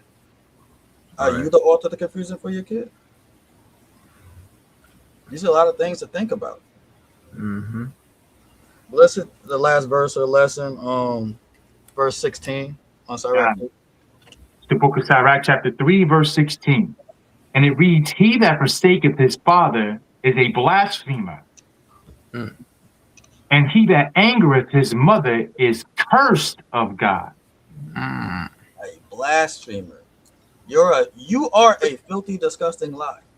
That's your character. That's how you're looked upon, as filthy, disgusting, as a liar. And when you anger your mother, you're cursed of God. Just read the whole Old Testament and see what happens when God curses you. He flooded the earth. There's a lot of bodies. You can't find one of Satan's bodies. Right. It's the Most High's bodies when you're cursed and disobedient. That shows you how mighty your mother's role is. You're not gonna minimize that. The reason why it says father a lot, because it's a father talking to a son. Right. But this includes the women too. It's right here. You're cursed of God. That's a heavy statement in itself. You're doing wrong by your mother. You're a filthy, disgusting lie. I mean, doing wrong by your father. You are the filthy, disgusting lie, and you're cursed of God for violating your mother. And we see them curses is long and they're heavy. Just read Deuteronomy 28, 15 on down. They're long and they're heavy, and they're generational. They're signs and wonders. When we grow up, don't we all wondering, like, yo, why we gotta go through this? Why me? Why do I look around? It's always black. It's so deep and heavy that we can't even fathom or understand until we get into this. Right. There's no relief. It's just a foot on our neck. And we don't understand where it's coming from our disobedience. And that correction starts in the home. If you can't be good in your safest place, you think you're gonna be good when you have adversity outside? If you can't do right in your safest place, that says a lot already. Your safest place. We was complaining, act like our parents asked us to do much. Take out the trash. Teeth sucking, like, hey, pause the game. I need you to do something. We back. We had to pause the game because we was live. Oh, we can't pause. I'm in the middle of 2K match online. I can't pause. Like, is it that serious? Do they see you act like that when you play 2K? Because we still play the game in our generation. They see you act like that? Right. Do they see you lose yourself in the game? There's people online talking crazy? Did they see the commandments go out the window? I'm Did they guilty see of that. live peaceably with all men? We're not talking about friendly banter, just trash talk. We're talking about, did you lose yourself in the game? Did you want smoke? Was the steam coming out your ears? Was you visibly upset now? The game glitching and you tight because you can't get the jumper green. These are all real Not the things. jumping, not being great. Is your kid saying that? Is that acceptable? Did you break the controller? Are you accusing the game of cheating? Is it that serious? Right. Is it That's really that that's serious? too late. Release that jumper too early, King. God.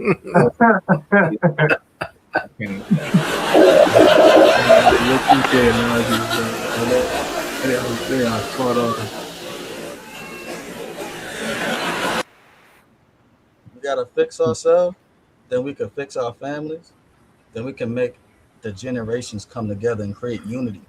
Right. And that, to me, that is step one to build a community. Then when you have a community, then you can start building a nation. We're skipping steps. We think because we clean up our insides that all of a sudden we can have a nation now.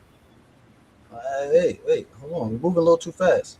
Now we're trying to rush the Most High and let's get us out of here. We're not even ready. Right. If the Most High come right now, half our family's destroyed. We're going to be sad. Everyone we love is pretty much going to be taken out. Mm-hmm. So we have to learn how to connect and unify the generations. Old to young. Teach other people how to unify their generations. Everyone's going through it right now. We all coming in. We all going through a lot of the same things. But we're arguing about doctrine instead of coming to a solution about unifying your kids with your parents. Unifying you with your parents. A lot of people are estranged from their parents, coming in truth. This is a lonely walk, but does it have to be? Can you be the catalyst of that change? Right. Can you lock in? Because somehow we did it amongst brothers in the camp, people I didn't grow up with, people I don't know, people from all around the U.S., and we get together, we hug each other like we knew each other for our whole life. We can't give that grace to our parents who raised us. Say that. Because they grew up in a time where they had no idea what we're talking about. I'm not saying follow their example, but can you be a better example? Can your righteousness convict them to want to learn you? You come to you. Is your parents can say, yo, my son, I raised him to be a Baptist or whatever, and he turned to this Israelite thing. But one thing I can say about his character, he's always there for me. Anytime I need him, he's polite, he's respectful. Can your parents say that about you since you came into this thing? Or they look at you as crazy and fanatic? Are you storming out when they go say the prayers? Are you talking about every time you come in the house, you're talking about, I can't come there, you got that white Jesus? Are you just making it really weird, the part that you don't understand? Or are you so consistent and so locked in and so dedicated on keeping these commandments that your parents have been like, son, like, I'm ready to hear you now. That may take years. I'm ready to hear you now. My mom is getting to that point where she's ready to hear me now. Right. She asked me, when are you doing a lesson? Yeah, I'm doing one on the 25th, Mom. Oh, okay. Tell me how it goes. She at revival right now, but she's interested in what I'm doing now.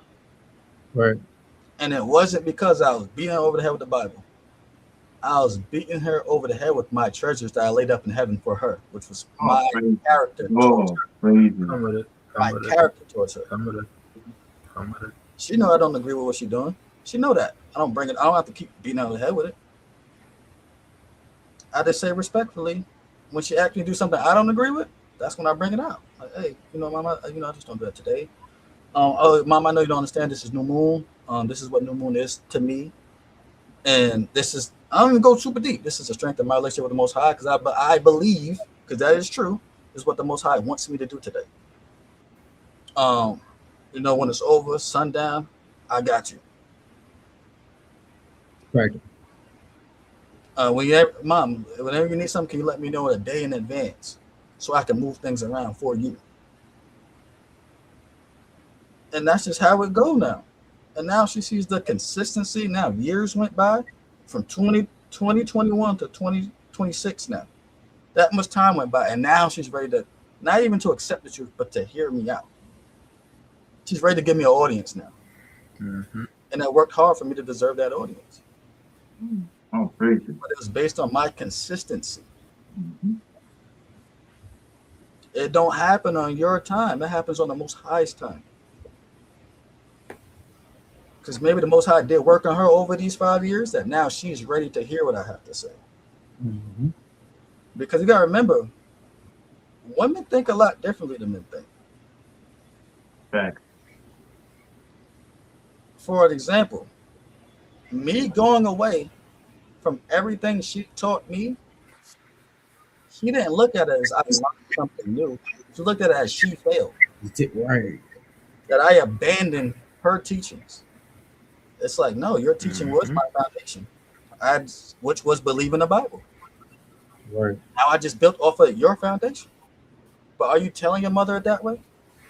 Yeah. Or are you using her lack of knowledge as her foundation? You just lack knowledge, Mom. You just don't know nothing. Disrespect. She had enough knowledge to tell you to believe in this book. She just ain't understood what she was reading. That's right. Mm-hmm. But her faith is sincere. Mm. Her love for God is sincere. She just don't have the knowledge to go with it. And that's where you come in. But you have to come in the right way. Because a lot of our parents are sincere that are in those churches. A lot of them are sincere. The pastor may not be. Their leadership may not be. But a lot of our parents go in there and give their last in that church. Broke. Don't know how they're going to pay bills. Because they believe. May not be. So we have to understand that and learn how to maneuver that love with some wisdom. And it takes patience, and it takes the commandments, and it takes us honoring them. Because that is one scripture they know. They'll beat you over the head with that one. You're supposed to honor your mother and your father. They know that one. So when they see dishonor, they're going to think the whole thing is off. When they see that. So we got to change our approach, change our minds, be more balanced and more flexible, more tactful, and more understanding of what our parents went through, the time they went through it in. Because the time have changed, and we got to pull all of it together and make it make sense. Because the Most High don't change. Right. The commandments don't change. We have to express that throughout the generations to build the unity across the generations. Then when our brothers is doing it and our sisters is doing it, then we can finally have a community. We can finally have each other's backs. It must be lonely being old in this truth. Who are you talking to? You're hanging out with kids all day, for real, and they mom. It must be lonely for kids coming in the truth. Who are they talking to? Right. They go to school and no one moves the way they move. I didn't have to go through that. I don't know what that feels like. Because when I get old, I pray the Most High He keep all y'all with me so I grow old with y'all in the truth. I got someone to talk to old on a rocket chair. I didn't grow up young, going through grade school in the truth, watching all the other kids do what all the other kids do, and I have to be different. I don't know what that feels like. I ain't going to pretend to know what that feels like. But if we can connect these generations together, no one has to be alone in this thing. Our kids shouldn't have to be alone in this thing. But that's all I got. Yield right there. Anyone else got anything? Well taught, well taught. I like to say. You set a bar today. You set a bar today. Nah, yeah, you keep that. That was it was articulated perfect, and it connected very, very, very well. Mm-hmm. A lot of good points. You know what I'm saying? Cut by some points, There's some things that you know what I'm saying I do, things that can be improved. So man, it was a mighty lesson for sure. You did a great job, family. Go out, King. Go out, King. Go praise to the Most High. All praises to the Most High, man. All praises to the Most High. Another wonderful lesson, of course, endorsed by Yahweh. Shema Mashiach Yahweh Shai. Somebody go ahead and get that Daniel 7 on our way out. Real quick, just want to make these next announcements and everything, and we want you guys to enjoy your Sabbath, man. Definitely get with your family, get with your friends. Reach out to somebody that you don't know, talk with them, pray with them, connect with somebody, you know what I'm saying? Bless them and everything just as well. Definitely want to get that out there to you. Real quick, can we go ahead and pull that calendar back up again? Just going to reiterate the feast days. The feast days. Please, by all means, definitely reach out to us at anointedhos@gmail.com. Let us know if you're going to come. We've got Feast of Tabernacles coming up here pretty soon, where we are definitely making plans. We're going to be pushing forth in that here pretty soon. Hope to see everybody there. You know what I'm saying? We got new moons that is coming up. We've got another important day, the Day of Atonement, that's coming up here pretty soon just as well. Definitely be on the lookout for that too. And all praises, if you're coming out, man, definitely just drop us a line. Also, just want to let you know, if we got any brothers, if we got any sisters who's looking to put their brick in to do the work of the Most High, man, definitely also send an email to anointedhos@gmail.com. You can see that in the ticker down the bottom of the screen and everything. Please send us your name, phone number, city and state, and put in for the men who want to prospect and come in and do the work of the Most High. Definitely put in the subject line prospect. We'll definitely get to you and talk with you and bring you into the fold. Definitely need more workers in the field, man. We need that. You know what I'm saying? We need that. And for the sisters, definitely we've got things on the horizon for you just as well, so that you can put in the work with us here at Anointed House of Saints. And definitely we want to have you there with us just as well, serving for the Most High. Also, man, definitely want to give a shout out to the people that just came in. Anthony Brewington, Shalom, Ak, Shalom, Apariana, Shalom, sister, Shalom. Always a pleasure having you in. My brother, Win Walker, in the building, Shalom, the super producer. Definitely appreciate you, Ak.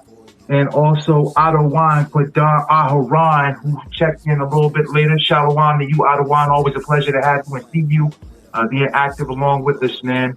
Definitely appreciate you and your knowledge. So that's all that we got at this point, man. We're going to go ahead and say shalom to you all. We love you. We love you. We love you, Yashabala. Again, shout out to my brother, Malak Nadia, for this wonderful lesson, man. And we're going to go ahead and cut on out, man. All praises to the Most High. Let's get that Daniel 7 and 18.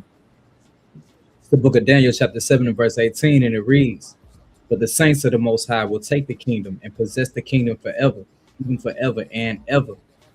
Praise the Most High. Mashiach, Yahweh Shai. We love you, Yashirala.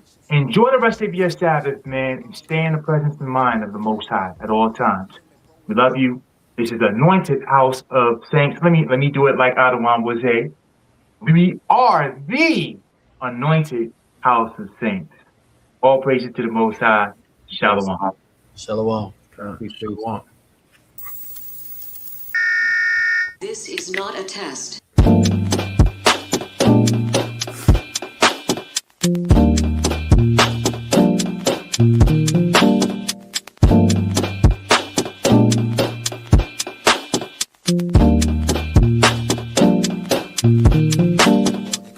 Black skin, black sauce, black Jesus, black music, black skin, black sauce, black Jesus, black music, black skin, black sauce, black Jesus, black music, black skin, black sauce, black Jesus, black music, black music, black music, black music, black music, what up, black music, black music.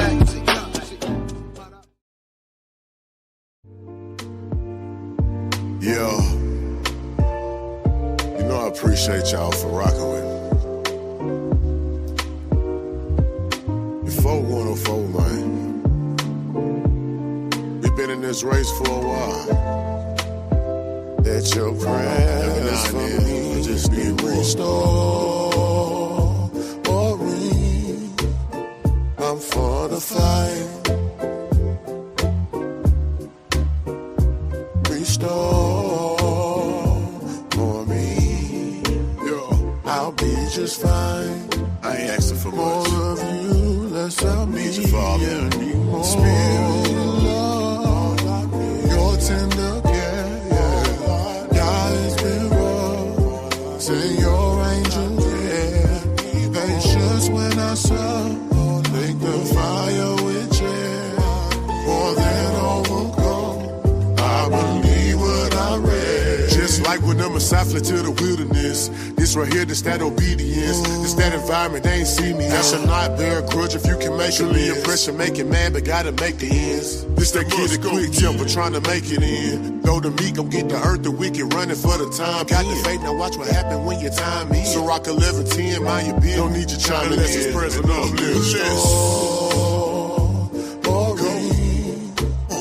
I'm for the fight. No, I'm all in, I'm about this, yo.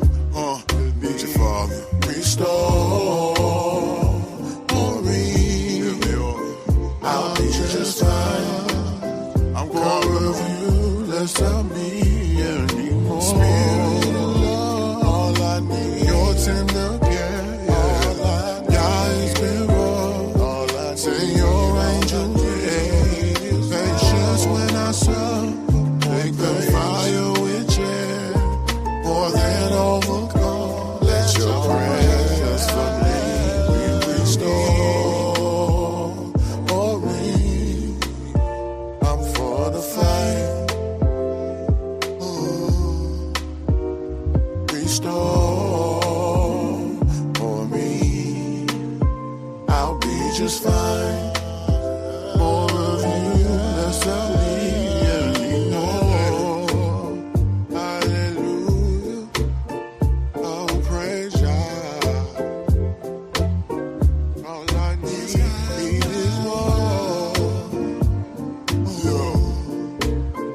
Welcome the spirit of hell.